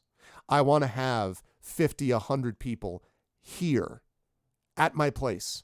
I don't care if I have to put beds, and again, this is post-pandemic. I don't care if I have to put beds on every freaking floor surface and like, you know what I'm saying? Like because I don't live in a mansion, so I'd have to limit the attendance at some point. But we also have places in the area. I don't know. I just having a chance to meet some people. Like I met Triffid and Prince Justin in person for the first time at Worldcon, and that was awesome. And I've met other people. Rock God I've met in person, and that's awesome. And I have obviously met Turbo Tango multiple times in person, of course. I would love the experience of getting a chance to meet more of you in person and to have that live energy, but in person too for ArvCon. I'm putting it out into the universe. We can't do it yet. Pandemic, I get it. But the pandemic is not always going to be with us all the time. So I would like to, oh yeah, really? No, I'm telling you, I would love to do it. I would love to do it. That kind of a community. Oh, so that is my dream, to do that someday. I want that to happen someday. And I think we will someday. Someday we will meet in person. Yeah, same, Shoutout. I want to meet you. I would love to meet, I would love to meet a Rudnell. I would love to meet all these people. I would love to meet literally everyone here in chat. I would love to meet in person. I've met Mrs. Dunsel. I've met Commander Dunsel in person. That's true. I have met them both in person at Gen Con. They are awesome people. I have a picture to prove it. So I would love to do that. And so, yeah, so thank you. Thank you from the absolute bottom of my heart. Please support each other this year. I saw Mrs. Dunsel's Twitter post about her Etsy shop. And of course, Mrs. Dunsel makes amazing like coasters out of like food safe resin and all of this like beautiful stuff. And I have been the beneficiary of some of these things, including like covers for my vaccination cards and stuff that they were kind enough to send me. Please support Mrs. Dunsel. Please support the people who have projects going on here. Please support the people in sort of writing ways. Please reach out as well to others when you need help. When I say that thing about reach out to others when you need help, reach out to others when they need help, that's not just me sort of saying that for the hell of it. Like, I mean it. Reach out to people in that way. Especially on our Discord, especially with private DMs and so forth, because even if they can't help you, they can connect you with someone who might be able to. And so I want to encourage you to do that. And I want to remind all of you that the thing that kept us together in 2021 was the fact that we were together, that we are not separate islands. If there's anything the pandemic has proved, it's that we are not isolated beings who live in our own bunkers. Jokes aside, we need each other. And to the extent that we can work together, our love for each other and work together is what makes it possible for us to do anything. The production of the vaccines is a joint effort among literally hundreds of scientists, of graduate students, of undergraduate students, of administrators that gave them funding, of people that worked thankless hours doing stuff that was basic stuff that wasn't even tied into this, but would eventually down the road lead to this. No one does things alone. Even geniuses work in communities. So I want to thank all of you for being a part of that in this channel and for having been such a lovely part of that for now almost 10 years. And as we go forward into 2022, I am hopeful that both on the personal level and the professional level, and most of all on the community level, that we will be able to continually work together. So I love you all. You're great people. I am honored to be able to be part of this, and let's have a phenomenal, kick-ass, loving, working together 2022. With that said, it's late, and as Triffid was nice enough to say, was smart enough to say, I should say, also she's a nice person, but was smart enough to say, we should hold off. The stream boost is not quite done, which is good. Don't do it. Don't do it. Don't boost it, because tomorrow is when we're going to boost it. We're going to boost it tomorrow when we start the stream, and then we will have a nice boost all the way through. Yep, and I remember that Human Genome Project. That's right. That's exactly right, Arudinel. Thank God for that Genome Project. My God. Anyway, so that's what we're looking at. This thing is going to happen going forward. What happened? What? Arv what? What did I do? What did I say? Really? The stream challenge is met. When did this happen? When did this occur? Y'all got me like,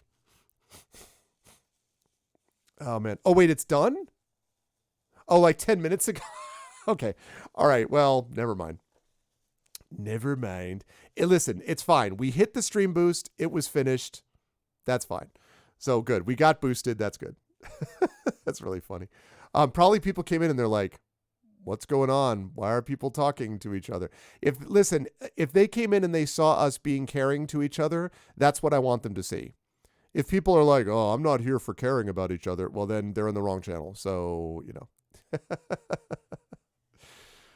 Oh, man. As far as games are concerned, by the way, tomorrow is going to be more of the Sabbath. That's right. Tomorrow we're going to be playing the Saboteur, and I believe the Saboteur is going to wrap this up. And I want to say, Shadow Mage is here, so I want to say this to everybody, that we're going to be finishing with the Saboteur probably tomorrow. And the next video game up, the one that we're going to be spending our next time on, is going to be, drumroll, Golden Sun. That's right. Shadow Mage has waited patiently. It's a long play. Shadow Mage has been on this channel for years. But finally, the heavens have spoken. The time has come for Golden Sun. So when the Saboteur is over, Golden Sun is going to happen then. Hey, listen, Dragon, you can't boo. You take that up with Shadow Mage, all right? Crit Twitch, the literary stuff is 100% going to happen. We will be doing more Infernal Salons. We will definitely be doing an Infernal Salon surrounding Greyshade. We will definitely be doing an Infernal Salon, possibly even surrounding... See, because remember, so my 10-year streaming anniversary, and there's going to be a big deal around that, is going to be a Tuesday, which is April 12th. You know... Oh, when is my... Hold on a minute. Hold on just a minute.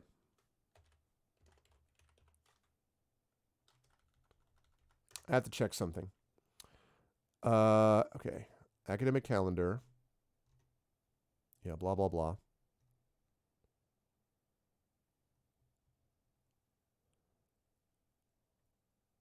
Okay, so check this out, people. Check this out. So... April 12th is my 10-year streaming anniversary on Twitch. My first stream was April 12th. I don't even know what I'm going to do for that yet. I don't know. I'll think about it. I got a long ways to go between now and April. So, April 12th, right? So, my break for the spring semester starts Thursday the 14th. So, what that means is my last class before my break is Monday, April 11th. So, what that tells me is that what Tuesday the 12th may well be, chat, is a all day long stream. And I'm talking like starting at 10 and ending at 10. Like, that may be very well what this is. Oh, I'm really glad to hear that, Critchwitch. That's actually really good to hear, and that is the kind of community I hope we have too, for sure. Yeah, doing Tax Live on stream. So we do a marathon stream on Tuesday. Now, here's the other reason this is good. The other reason this is good is because I can't talk about this in detail, but you all know I have been teasing the Greyshade Kickstarter stuff, right? The novel Greyshade is going to be separately published by Athos Arts before the Kickstarter. I can't promise that it will happen that same time, but it's going to be in the ballpark. So I can see the possibility of giveaways, and not just the possibility, there will definitely be giveaways, stream events, stream challenges, all kinds of stuff, all related to that. So that actually timing-wise works really, really, really, really well. So the reason that I mentioned that, Crit Twitch, is because the literary stuff you're talking about, we might even do an Infernal Salon that night maybe. I don't know. I'll have to see. I got to talk to, I know they're always up for it, but I got to make sure I use it at the right times. I feel like it's one of those powers I cannot overuse, or it'll, you must not abuse the power I have given you. But in any case, we will see how that works. But so yeah, but I'm very, very excited for the potential of what that's looking to do. Going back up to, I want to go back up to what Triff had said because I missed something when I was talking about Windows. Here we go. I spent the last decade making windows in the walls. I started building around myself back in my teens. It just kept getting higher in my 20s and 30s. I'm with you, Arvin. I believe in this community. I truly want to share the love. What a lovely thing to say, Triffid. And having met Triffid in person now, can confirm just as nice a person in person. Just as nice a person in person. As was Configuration Queen that I also got to meet as well. So yeah, so I'm glad to hear that, Triffid. And again, that love is something, I don't care if it's corny. I mean, to me, the much more easy path is cynicism, and I just will never give into it. So, yeah. So, yeah, that's it. That's it, Arudinel. Like, everything is sort of lining up in the right way, so we'll see. And it's ironic that we're talking about the idea of community when so much of Gray Shade, the book that we're talking about there, that book is about a guy who has faith, thinks he loses it, and has to regain it again, largely through recognizing that he cannot do everything alone. Now, that's an extremely oversimplified summary of what is, I hope, a much more complex book, but that's one of the things going on there. So, just saying. Anyway, yeah, just like, yeah. So I am very, very excited for what 2022 will bring. And that's going to be working with all of you folks. And that obviously will be, I'm going to continue to use the Patreon for the Forces of Good and for subscribing. All of you who did wonderful subs and gift subs and all that, thank you so much. I will also, of course, be using that not only to purchase games that you folks want me to play, but also to continue to improve the stream setup. I certainly have plans to do other overlays and videos. We have other there are other things that I'm thinking about regarding campaign stuff. You already know about Girl by Moonlight, but there's other stuff with Speculate that we're going to be looking at. I have different possibilities of games that I'm looking to consider trying. You also know that we have other sponsorship stuff that's in the works with Critical Crafting. We've already, sort of partnered with them. I'm hoping to do more work with them down the line. And so I'm excited for that and to sort of finish up with Midwinter's Morning. There's one particular thing regarding sponsorship that I can't talk about yet publicly, but if that goes through, that would be really dope, as Brandon would say. That would be really dope. And, yeah, so stay tuned because that is hopefully in its further stages. I'm going to follow up on that, literally the beginning of next week. So we're moving ahead in that direction. Yeah, they are not identical. They are fraternal, can confirm, but only because I've seen both of them. So, but yeah, so sponsors, which is now, right now we already have, of course, the amazing folks from Alligator Alley, and that has been nothing but good. That sponsorship has been so good all the way around. Not only are they good people and like people that I believe in, but also like they've been wonderful for like Tales and Tomes has been so good. And like Tales and Tomes, by the way, is going live to people to sell, is going to be selling in physical form sometime later this month, it looks like. And there are stores already that have already sold out before it hit the shelves of this book. Like, and ordered more already. And I'm like, now, I mean, that's not like they ordered 500 or something, but still, like, that's really cool. So, super exciting. They did really well with the Mysterious Peaks Kickstarter, and I am super excited then for future stuff regarding not only Gray Shade, but something else I'm going to be announcing soon regarding Espergenesis with them. Obviously, we are sponsored as well by Pegasus Spiele that has done work with us at Talisman, and there's more stuff coming from them down the pike as well. And I have another sponsorship thing I'm looking at as well. So I am super excited. Yeah, and it was more than 5. It was more than 5. I was very like, whoa, no kidding. And he's like, yeah. Because the thing is, and Arudinel, I don't want to sort of like, I think you can confirm this, right? the Alligator folks just did such a great job with the physical book. Like the physical book is just freaking gorgeous. Like Brian Dalrymple, another person we lost in 2021, too soon. What a wonderful guy. But Brian is amazing art layout that he did on that book. The amazing sort of the cover, the feel, the built-in bookmark. Like it's a beautiful book. And I literally sold like 8 or 9 of them. No, 10. I sold 10 of them in Origins alone. Just at Origins. Just by itself. Like, so yeah, they do great work on physical product. And so, yeah, I'm excited to see that come out. So Alligator Alley, Athos Arts, of course, we got some really good stuff done with Athos. And I forgot to mention that partly through our support. They, of course, have their own fan base, but partly through our support, Athos managed to get some things done. They managed to get, you may remember, there was the Kickstarter to benefit the non-binary Romanian fairy tales.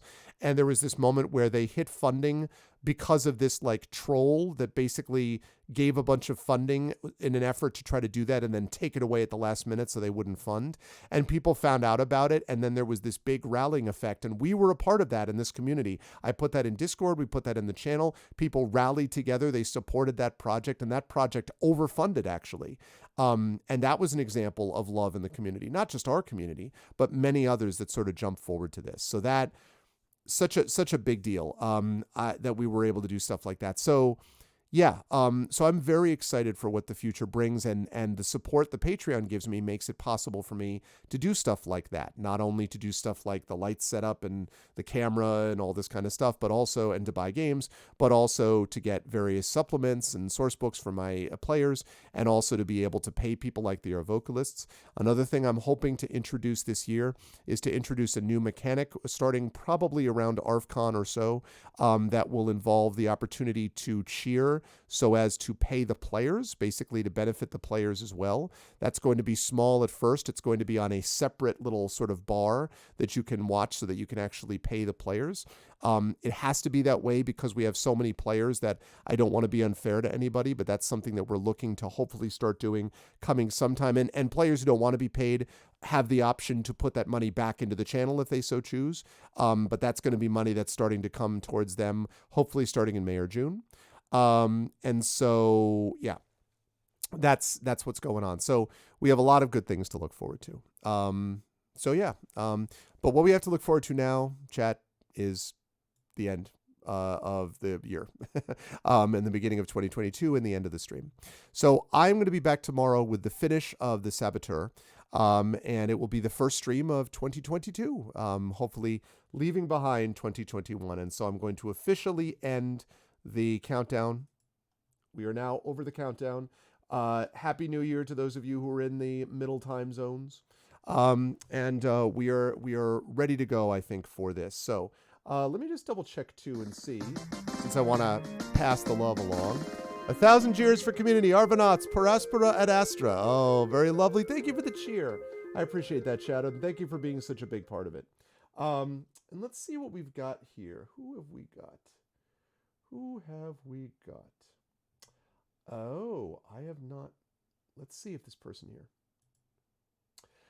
Don't know yet because I'm putting the schedule up this week. My guess is that the first tabletop game will either be, depending on Shadowed Mage, you folks, or it will be Espergenesis, I think. Because of when the Fridays and Saturdays and Tuesdays line up. I think it's going to be Espergenesis, and then it would be Eberron, and then it would be Adventures of Middle-earth, and then it would be D&D with Juji Saltmarsh, and then Talisman Adventures, I think. But don't quote me on that, because that's very dependent on what people say, so I don't 100% know yet. Yeah, this person's on. Get your PC. Yeah, everyone get your PC issues fixed. Well, oh, Rock God, you missed it. I actually rolled a 20-sided die that was sent to us by Light and Passion, who you may remember, he made these dice, and he was inspired by our Eberron game. It was one of the coolest things ever, by the way. And I rolled a 14. So I feel like 2022 is likely to be a 14, which is pretty good. It's pretty good for 24. Pretty good 14. That's pretty solid. That's a good, good stuff. Shadowed Mage claims that he rolled a 1, but it doesn't count because we rolled a 14. So, Uh, so that's going to be the deal with that. But anyway, so I want to thank everyone who is a part of this. I want to thank all of you folks again for being amazing and everyone who supported the channel. Thank you as well to everyone who spread the word from other streamers also, who hosted the stream, like Exploding Dice and so on. And thank you so much for being a part of this community and for broadening out not just Twitch, but us individually, our channel, our little place in the internet, which we're making bigger, because that's really awesome as well.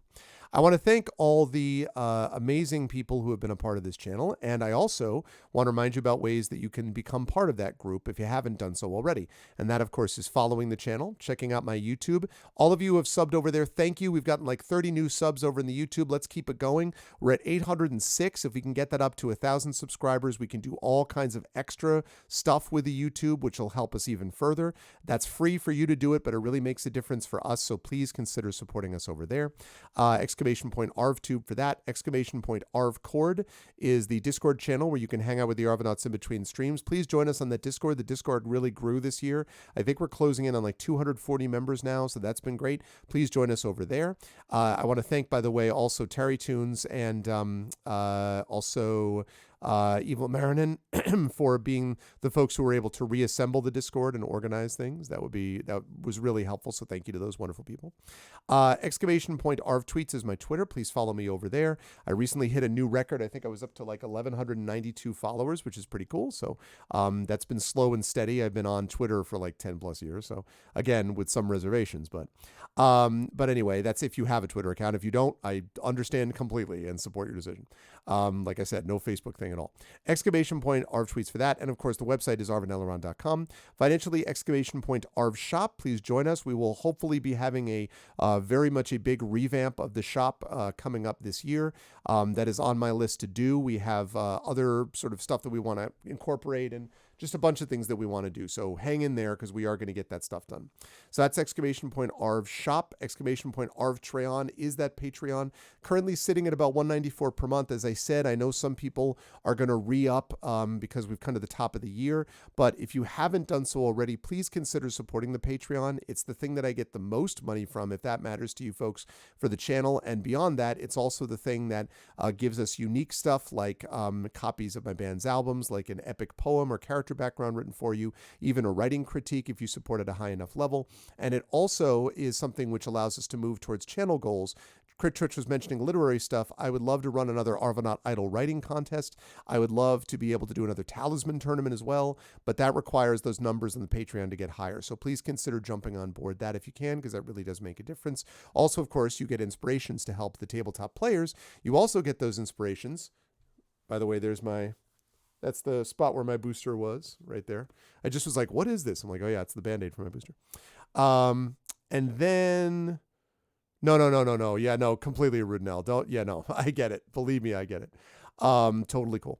And then we have, what was I saying? Subbing to the channel allows you, as many of you did today, including gift subs, really does help a lot as well. Not only does it financially support us, but it also lets you use those custom sub badges and emotes everywhere across Twitch. You may notice, by the way, that as you continue to expand your support, that you will get different badges because Shadow Mage has worked us all the way out to, I don't remember, 4.5, 5 years, something like that. So just keep it up because, you will get more of those sub badges as you continue to advance in levels, as it were. And also you get those custom emotes as well that you can use everywhere across Twitch. We're going to have follower emotes coming up sometime in the next month or two. Now that Terry Tunes is moved herself and is kind of settling down a little bit, we're going to be doing that as well. So that'll be good.